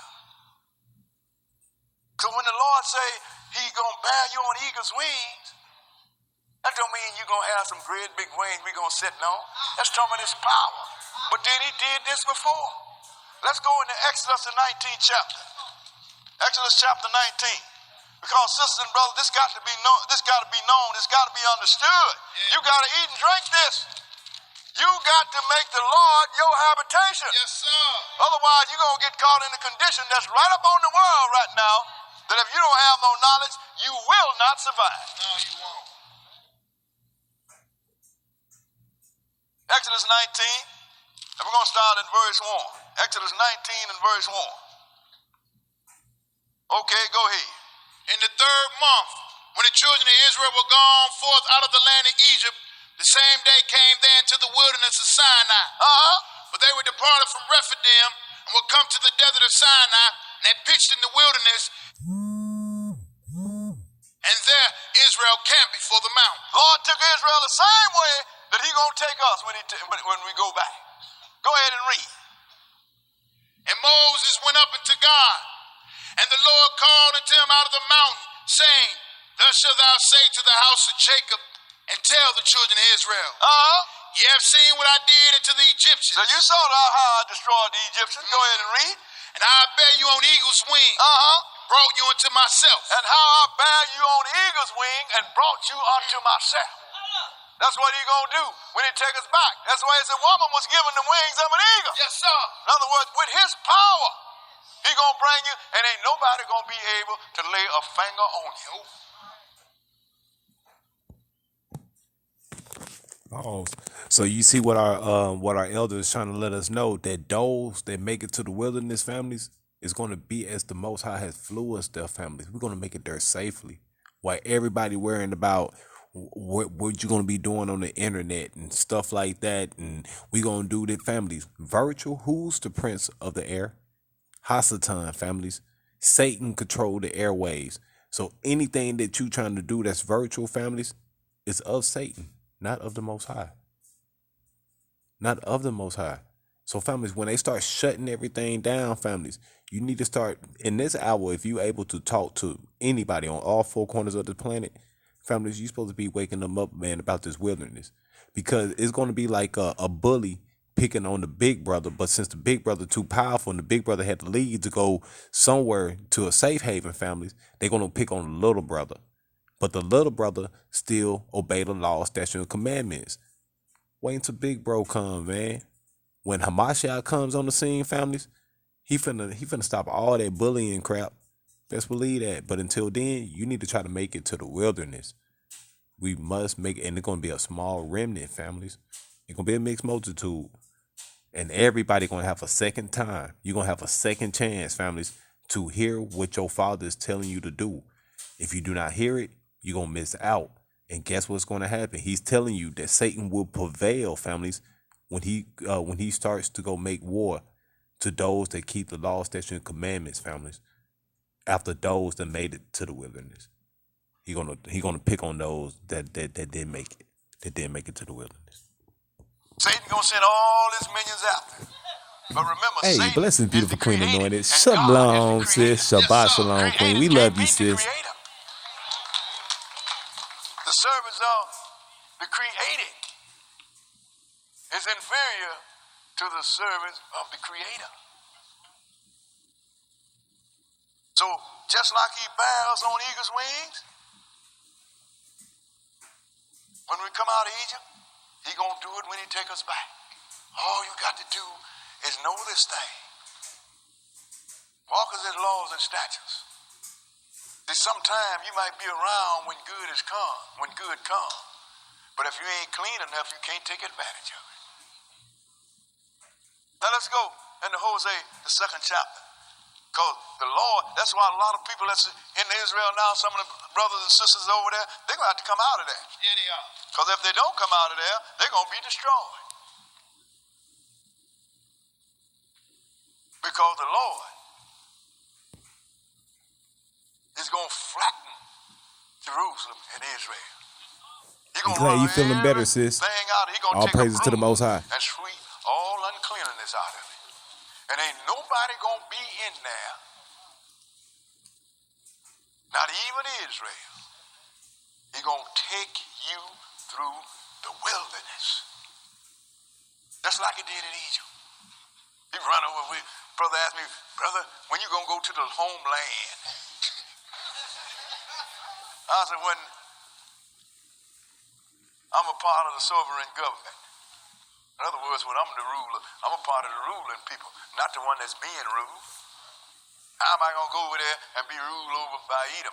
I don't know Edom. At least I know this Gentile over here. I can't beat him, but I know his habits, so I know how to stay out of his way. I don't know how to circumvent that cat over there. No, I don't. Over here, I'm a rabbit in the woods. Out over there, I'm a rabbit in the open desert. Don't know how to protect myself. Until the Lord come, I'm staying right here. Hosea chapter 2. And we're going to start reading at verse 14. Hosea 2 and verse 14. This is what the Lord told me. This is the same woman, which is Israel. This is who she represents. Go ahead and read.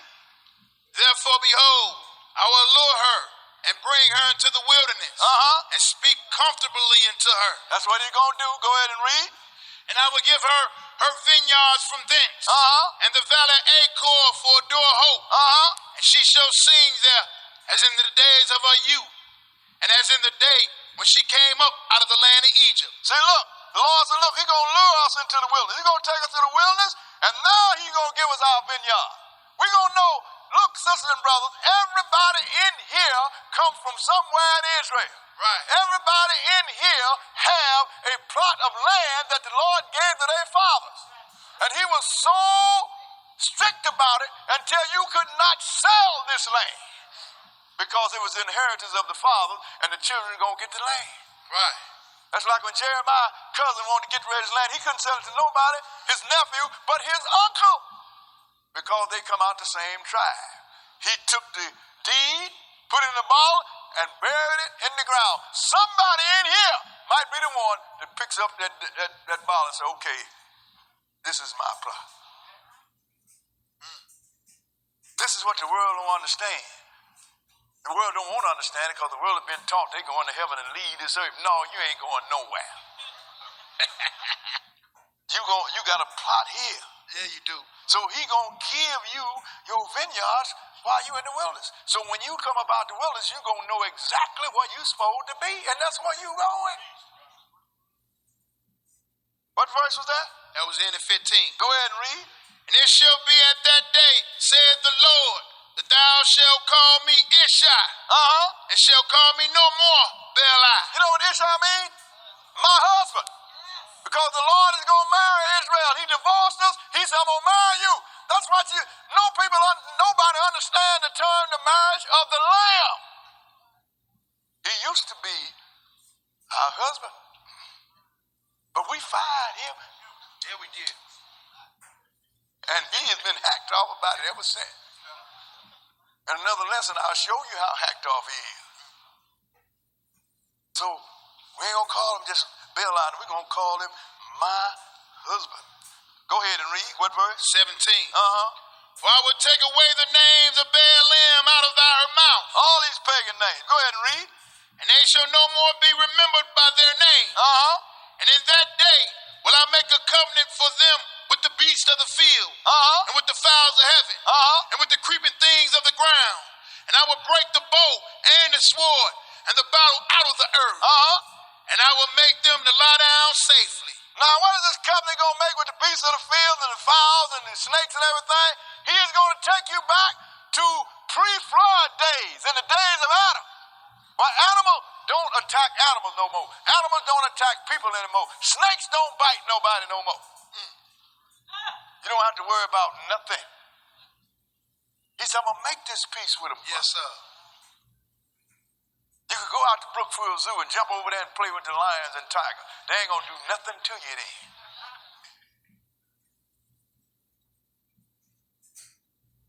I'm looking for that.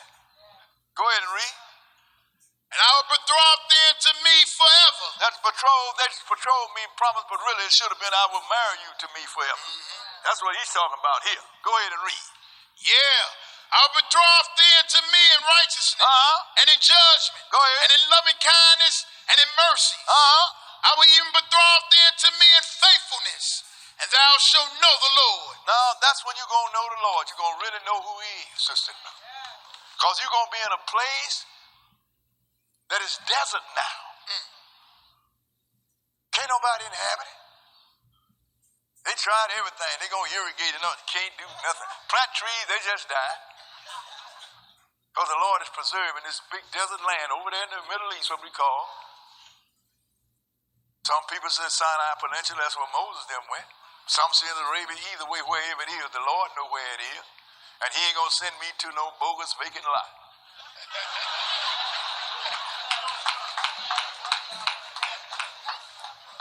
He going to prepare. Didn't he say the place which I prepare? Yes, sir. Let's go into Isaiah, the 35th chapter. Isaiah 35. Because you got to believe in this God, sisters and brothers. Yeah, if you don't believe in him, you can't serve him. No, you can't. But when the Lord brings us back,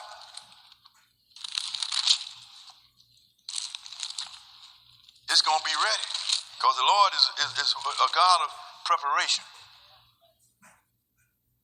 He's going to take you where he wants you to be, and when you get there, it's going to be ready to receive you. 35 and 1, Isaiah chapter 35. And we're going to start reading at verse 1. Okay, go ahead. The wilderness and the solitary place shall be glad for them. It's going to be waiting on us. Go ahead and read. And the desert shall rejoice and blossom as the rose. Ain't that something? All of a sudden the desert going to start blossoming. Things going to start going on in the desert that man ain't, they're going to look for it, but the Lord ain't going to let them deal with it. Or either he's going to hide it from them. I've always wondered, I said, when they start blossoming and reeds and vegetation, right away this man going to want to go over there and throw some condos on it. Now that's one thing, I'm going to let you know one thing I've been wondering. How is he going to keep them from doing that? He going to do it though. But go ahead and read. It shall blossom abundantly and rejoice even with joy and singing. The glory of Lebanon shall be given into it. We are the glory of Lebanon, sisters and brothers. Go ahead and read. The excellency of Carmel and Sharon. They shall see the glory of the Lord and the excellency of our God. We're going to see it, sisters and brothers. See it because he's going to be there. Skip down to verse 10. Verse 10 and go ahead. And the ransom of the Lord shall return and come to Zion with songs and everlasting joy upon their head. We are the ransom of the Lord, sisters and brothers. We are. But let's back up. I'm missing too much. Yeah. Back up to verse 5 and go ahead. Okay. Go ahead. Then the eyes of the blind shall be opened, and the ears of the deaf shall be unstopped. I know this is spiritual, but also I believe it's physical too. I think whatever else you got, once you step off in that wilderness, it is gone. It's over. Go ahead and read. Then shall the lame man leap as an hart, and the tongue of the dumb sing. Go ahead. For in the wilderness shall waters break out and streams in the desert. All you got to do, if you're lame and crippled, get to the wilderness. You're going to have to leap. If you dumb, can't talk, when you get there, you're going to probably talk yourself to death. Because it said water shall break out and streams in the desert. Go ahead and read. And the parched ground shall become a pool, and the thirsty land springs of water. Go ahead. In the habitation of dragons, where each lake shall be grass with reeds and rushes. Boy, ain't that something? This is a desert. This is what we're talking about. Go ahead and read. And an highway shall be there, a way, and it shall be called the way of holiness. That's why I say you got to be clean. Your God is holy, you got to be holy. Because the place that you going is called the way of holiness. Yeah, go ahead and read. The unclean shall not pass over it. No, sir. But it shall be for those, the wayfaring men, though fools shall not err therein. Now once you get there, if you get there, if you're a fool, you're going to be, all of a sudden, you're going to have some sense. Because you ain't going to err therein. It's the place of the wayfaring men, the travelers. Go ahead and read. No lion shall be there, no any ravenous beast shall go up thereon. It shall not be found there, but the redeemed shall walk there. That's us, sisters and brothers. We will be the redeemed. The Lord done redeemed us. And that's where we're going to walk there. You ain't worried about no beast or no lion or nothing there to attack you. No, you ain't. Go ahead and read. And the ransom of the Lord shall return and come to Zion with songs and everlasting joy upon their head. They shall obtain joy and gladness, and sorrow and singing shall flee away. You ain't going to have no more sorrow and sighing shall flee away. And sighing, you ain't going to have no more trouble, sister and brother, because we will be the ransom. He have ransomed us. He's taken us into this place of safety that He's going to prepare for us. And we ain't going to be sighing and wondering. We're going to be rejoicing. Lord, these are the people that's going to get there before the great tribulation. Let's go into Isaiah the 41st chapter. Because the Lord wrote all this good stuff. Don't nobody read it. You're a New Testament Christian, you don't know about all this good stuff. You're going to be over here, either hide or being stabbed with the mark of the beast, when you could be laying over in this wilderness eating grapes and vegetation and probably laying up in the cool stream water, cooling off, instead of running for your life. Right. And the only reason you're doing it because you ain't got no knowledge. Because the Lord said, and you don't know no truth. So therefore you don't have no shield and buckler. Just think about it, sisters and brothers. Isaiah 41 and verse 17. We're going to start at verse 17. 41 and 17. Okay, go ahead. When the poor and needy seek water, and there... Pause.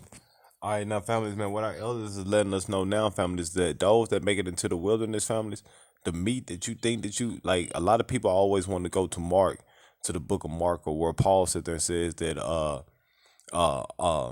anything that's uncommon, he will make it clean, family. But families, he is not talking about the type of meat that you thinking like of flesh.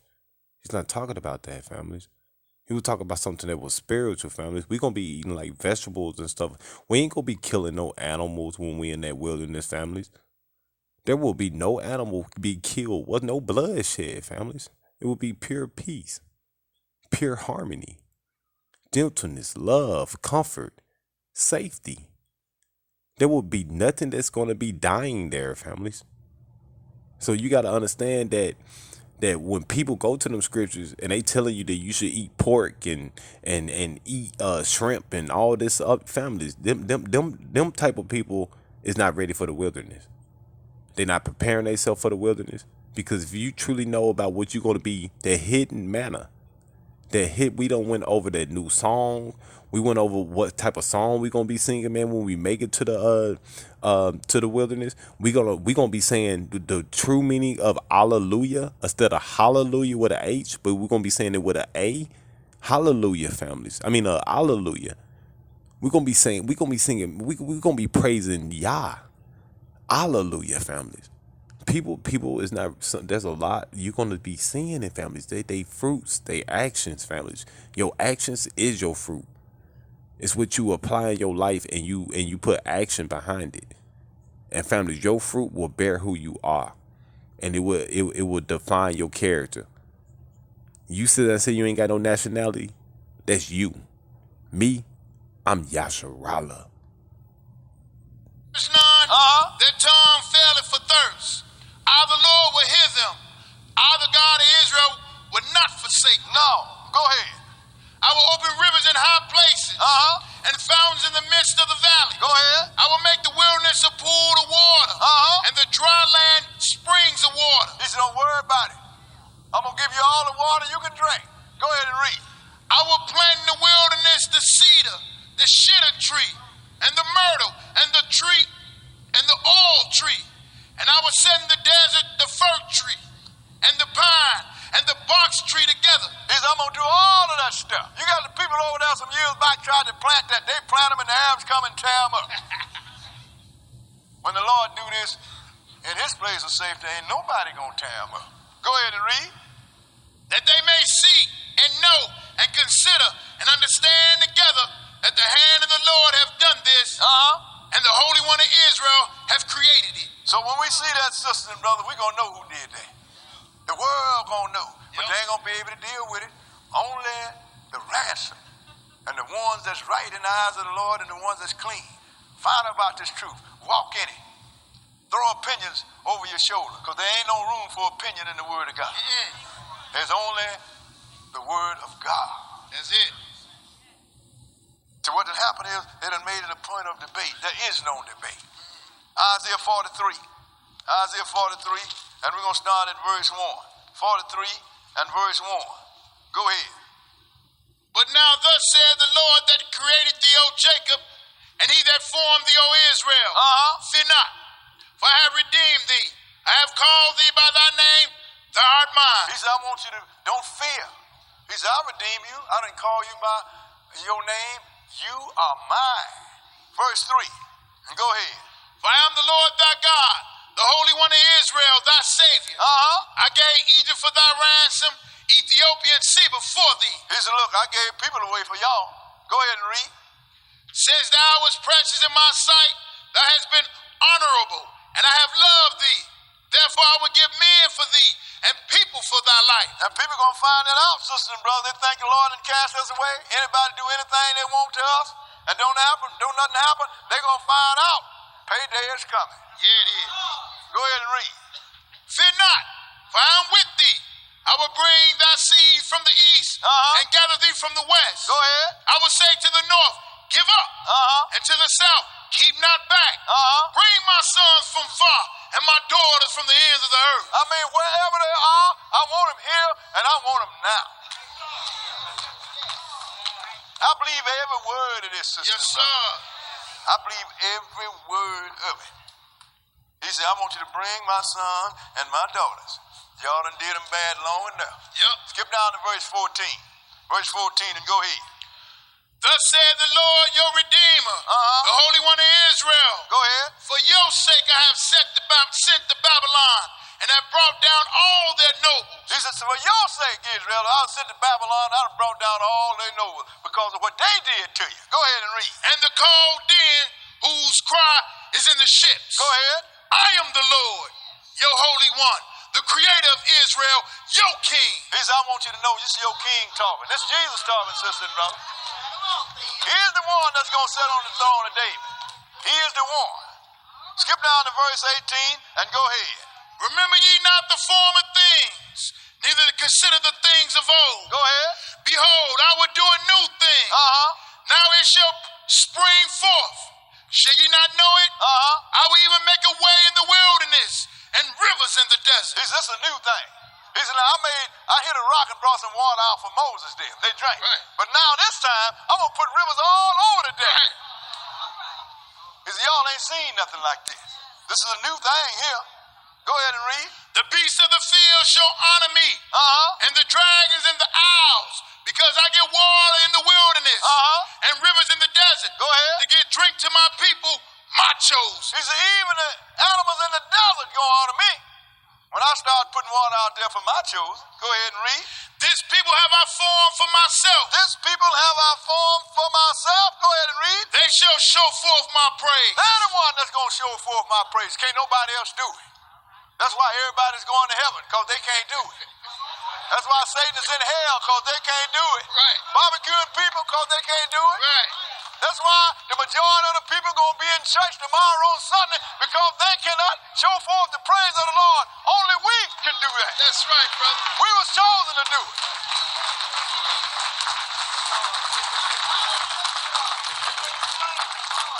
And me, for one, I will not abdicate my role. No, sir. It's all that simple. That's why it's an embarrassment to me somebody going to come and try to debate me over with Christianity. Just like a college kid, a college student debating with a pre-grammar school child. You can't even communicate. And the Lord letting us know, just like he did it in the old days, he gonna do it in the new.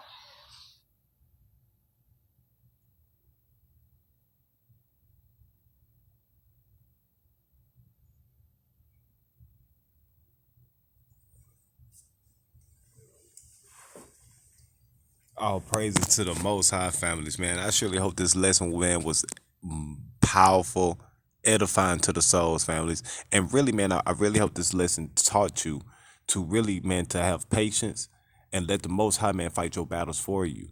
But families, in order for you to be able to love your neighbor, to show true charity, families, true charity, families, you must know what the Most High hate first. You must know what he hate, families. And then once you know what he hate, then you will know how to love each other, families. And then you will know how you're going to be able to prepare yourself for the wilderness. Families, you ain't going to be eating no type of meat when you get in there. That's why the Most High do not want you to eat these things. He's trying to train you up so you won't eat these things. That way that when you go into the wilderness, you won't be worried about flesh. But he's going to provide the food for your stomachs. And then he's going to provide the spiritual food for your mind. The true knowledge, wisdom, and understanding of the Most High. It's only given to the chosen, families. So only those that trying to obey the law, statutes, and commandments of the Most High at this time, we know we at war. Everybody else want to spread this false love. That's what it is, families. That ain't real love. It ain't real love. It look good in all families, but they delusional. They delusional, families. Because the Most High is showing you that if you walk in his ways, now you showing you how you love the Most High and not how you love the world. We're going to end this off with a prayer call, families. A prayer call. We're going to end it off with this joint, families. And tomorrow, if it's the Most High's will and families, we is going to do part 3 of the hidden manna. And what is that hidden manna that we're going to be eating, families, when we make it into the wilderness, families? That's why I was trying to tell you, families. They was when they was in the book of Exodus, they was eating angel food. But families, that angel food was spiritual food. Some died because they started complaining because they was getting hungry, families. They wasn't trying to obey the law, statutes, and commandments and try to observe the law, statutes, and commandments that Moses has got when he got it from the tablets, families, from Mount Sinai. They didn't want to take heed to that. They was worried about their stomachs. That means they was worried about their flesh. They're going to be a lot. They're going to be one to go to the wilderness that the Most High is only going to send Yasharallah, families. Yasharallah.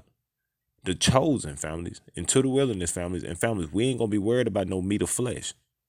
We is not going to be worried about none of that stuff. Them 7 streams, families, is going to be from every heathen nation of the Gentiles, families. And only a small remnant in Isaiah chapter 11.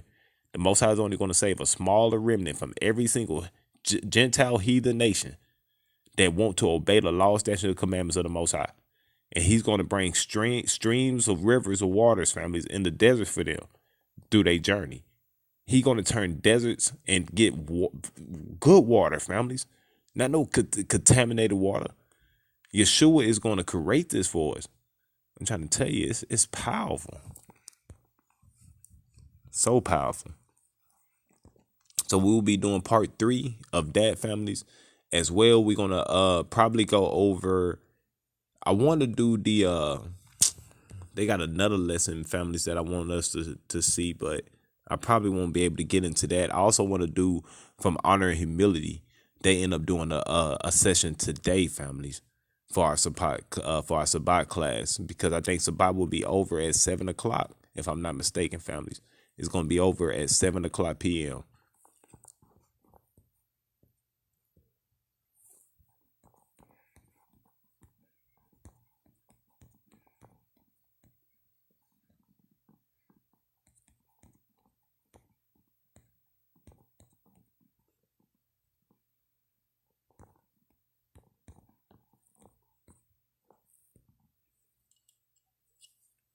All right, families, man, we're going to do it with this prayer card, families. I want to give all praises, honor, power, glory to the Most High Yah, Yahuwah, his only begotten Son, Yeshua HaMashiach, those that call him Jesus Christ of Nazareth.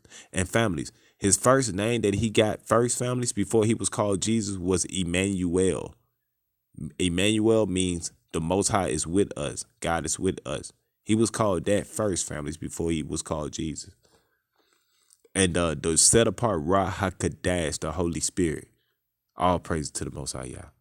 I want to say Shabbat Shalom. Everybody that came in the building, I want to say that I love you, families. Kwam Yasharala.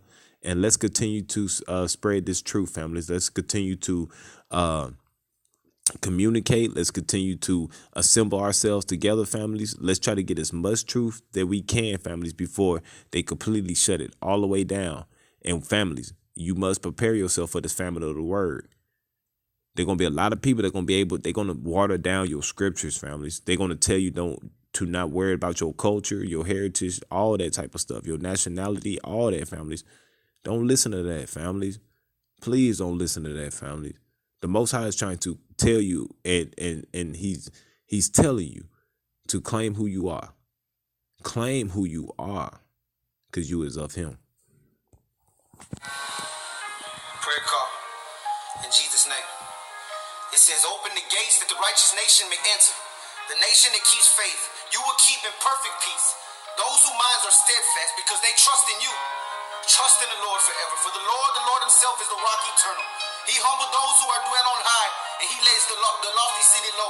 He levels up to the ground because he's in control. We praise you, Lord Jesus. Look, hey, I'm out here grinding for my family the right way. Can't do it my way, I gotta do it Christ's way. Ain't no more dice games, splitting wigs and flipping zips. And now my hitters hit with scriptures every time we hit that prophet and that project, that pastor in the trenches. A street apostle, hood apostle out here with the message. They sacrifice the service, they selfishness is searching. Man, ride through the neighborhood, I see so many hurting. They broken in law, they lack the spiritual nourishment. But all they need is love and a little encouragement. Hey, even your felonies can keep you from the pearly gates. Even your enemies can keep you from mercy and grace. Learn to forgive, cause if you don't, then your hurt becomes hate. That's how it is, brother, be strong, put it work with your faith. But be obedient, be faithful, man, to all of his way. Cause on the cross, man, he ain't stopped, man, he went all the way. My resurrected king, lift up your holy name. And that's the only name I know who will only remain. He's so eternal, immortal, my king supreme. My life's a journal with tears that turn into streams. River of life, he died to give me this life. He came in the sin of life and he showed me a different life. Look, I don't know what the future holds, but I know the one who holds it. My God's in control, man, and you should forever know it's in. Hey, it's time that I deny myself, cause I was really blind myself, and I couldn't even find myself. But you never let me find myself. I said, they count me in, tell them don't count me out. That's why I stand with him, cause they show me what true love's about. You tell them count you in, tell them don't count you out. That's why we stand with him, cause they show me what true love's about. I'm out here grinding for my family the right way. Can't do it my way, I gotta do it Christ's way. Ain't no more dice games, splitting wigs and flipping zips. And now my haters, it was script scripture every time we hit that prophet and that project, that pastor in the trenches. A street apostle, hood apostle out here with the message. A sacrifice with service, selfishness is searching. Hey, riding through the neighborhood, I see so many hurting. They broken in law, they lack the spiritual nourishment. And all they need is love and some love and encouragement. They, even your felonies can keep you from the pearly gates. Even my enemies can keep me from mercy and grace. Learn to forgive, cause if you don't, then your hurt becomes hate. That's how it is, brother, be strong, put the work at your face. And then the book, it says that God's in control. You see, you could be in charge of anything he gives you, but he's in control. And you can't even add another minute, an hour to your life. So why worry? What you do is you place your plans so your thoughts will be established. You say, God, this is what's going on in my life. I'm struggling in my marriage. I'm struggling with relationships. I'm struggling with believing that you're going to work on my behalf. I trust you, God. Have your way. Move what needs to be moved. Keep what needs to be kept, but remove what needs to be removed. Give me peace, Father God, as I trust you. Peace that surpasses all understanding. You hear me?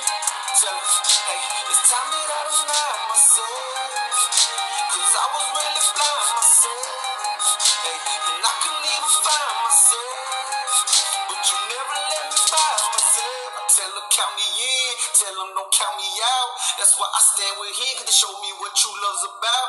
You tell them count you in, tell them don't count you out. That's why we stand with him, cause he showed us what true love's about. Yes, in Jesus' name. Just so you will never forget who you are, families. And me being your brother, and I love you so much, I'm going to make sure you don't forget. Every time that we go live, families, I'm going to make sure you never forget, families. Exodus chapter 19 and 6. Exodus chapter 19 and 6.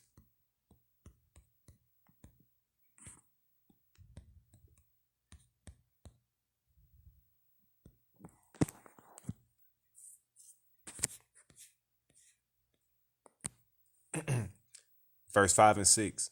Now therefore, if ye will obey my voice indeed, and keep my covenant, then ye shall be a peculiar treasure unto me above all people, for all the earth is mine, and ye shall be unto me a kingdom of priests and a holy nation.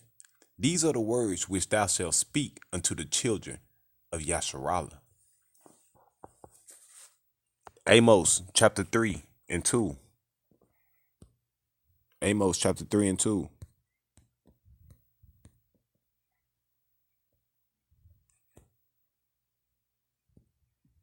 Verse 1 and 2.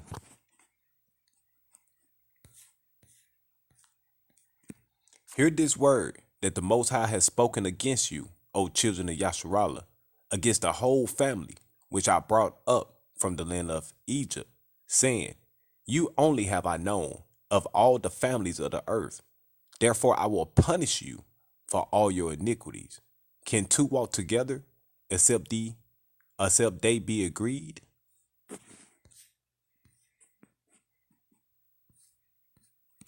All the way down to 7 families. Can a bird fall? Salaki, verse 4. Will a lion roar in the forest when he have no prey? Will a young lion cry out of his den if he has taken nothing?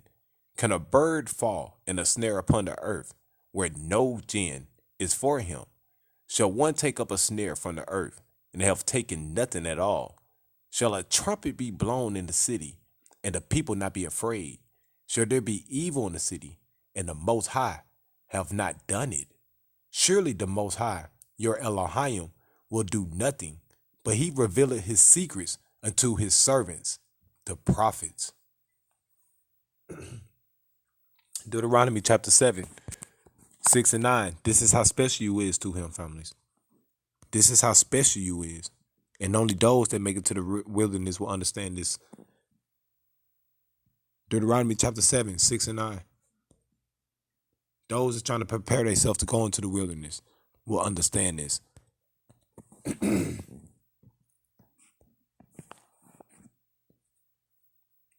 Deuteronomy chapter 7, 6 and 9.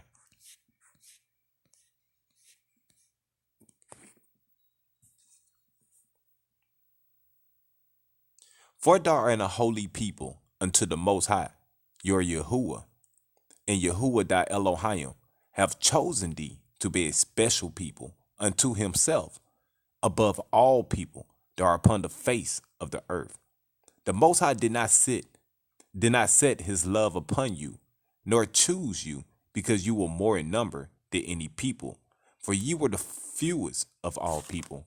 But because the Most High loved you, and because he will keep the oath which he hath sworn unto your fathers, hath the Most High brought you out with a mighty hand, and redeemed you out of the house of bondmen, from the hand of Pharaoh, the king of Egypt.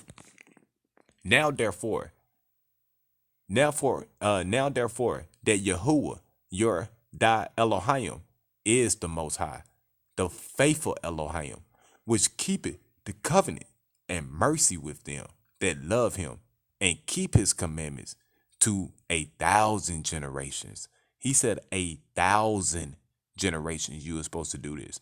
But you have brothers and sisters out here that's trying to tell you that you can eat whatever you want to eat. Not trying to tell you that you're supposed to prepare yourself for the wilderness, families. Because when you make it in the wilderness, you ain't going to be killing no animals. None. So what you going to be eating? You're going to be eating vegetables, families. That's what you're going to be eating. And what's that hidden manna that's going to be coming from the heavens, families? That's going to be the true word of the Most High. And we're going to keep that within our inward parts, within your mind.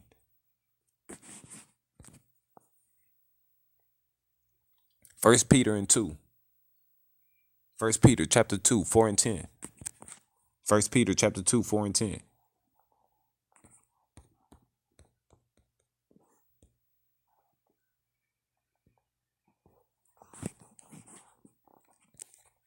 Follow those that's trying to do precepts, families. To whom coming as unto a living stone, disallowed indeed of men, but chosen of the Most High, and precious, ye also, as lively stones, are built up a spiritual house, and holy priesthood, to offer up spiritual sacrifices, acceptable to the Most High by Yeshua HaMashiach. Wherefore also it is contained in the scripture. What scripture, family? The scriptures, man, that was written within your hearts, families. Behold, I lay in Zion a chief cornerstone,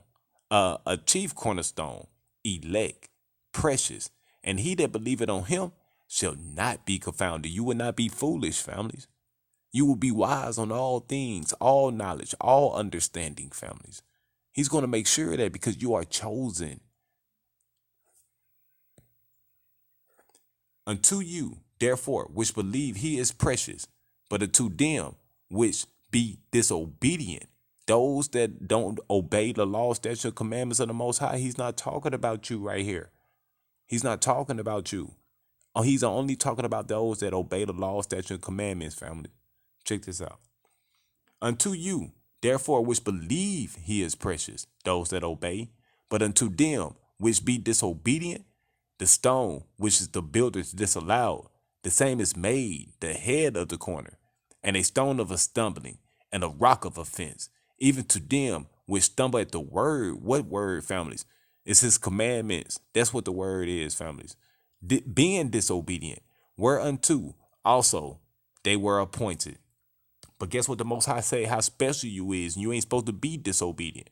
But ye are a chosen generation, a royal priesthood, a holy nation, a peculiar people, that ye should show forth the praise of him. The praise of who? The praise of your Father, the Most High Yah, whom have called you out of darkness into the marvelous light. When he take us out of this world and lead us into the wilderness, families, he's going to show us the true light, families. And he's going to make sure we have water to drink. And he's going to make sure we have food to eat. And we ain't talking about meat either. Don't be looking for rabbits. Don't be looking to try to hunt no birds. No, none of that, families. Ain't nothing going to get killed.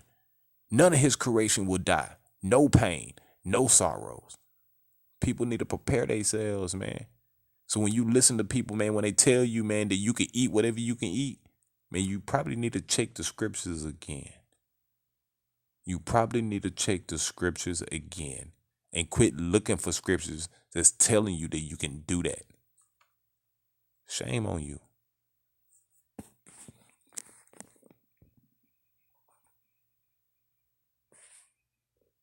Revelation chapter 1 and 6. Revelation chapter 1 and 6.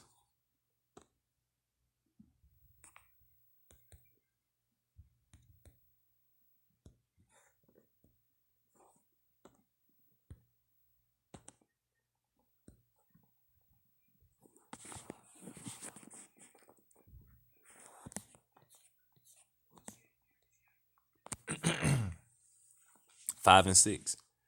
And from Yeshua HaMashiach, who is the faithful witness, and the first begotten of the dead, and the prince of the kings of the earth, unto him that loved us, and washed us from our sins in his own blood, and hath made us kings and priests unto the Most High, and his Father. To him be the glory and dominion forever and ever. Amen. He is letting you know that you will become priests, families. You will be true kings, families, showing true rulership, families, those that make it into the wilderness, who will be truly be chosen, man, to prepare themselves in this time, in this hour, families, to try to prepare themselves and the rest of those that they gather around them, families, for war. For war. May the Most High Yah always hold you, guide you, bless you, keep you, and protect you. Shabbat Shalom. All praise and honor to the Father, the Son, and the Holy Spirit, families.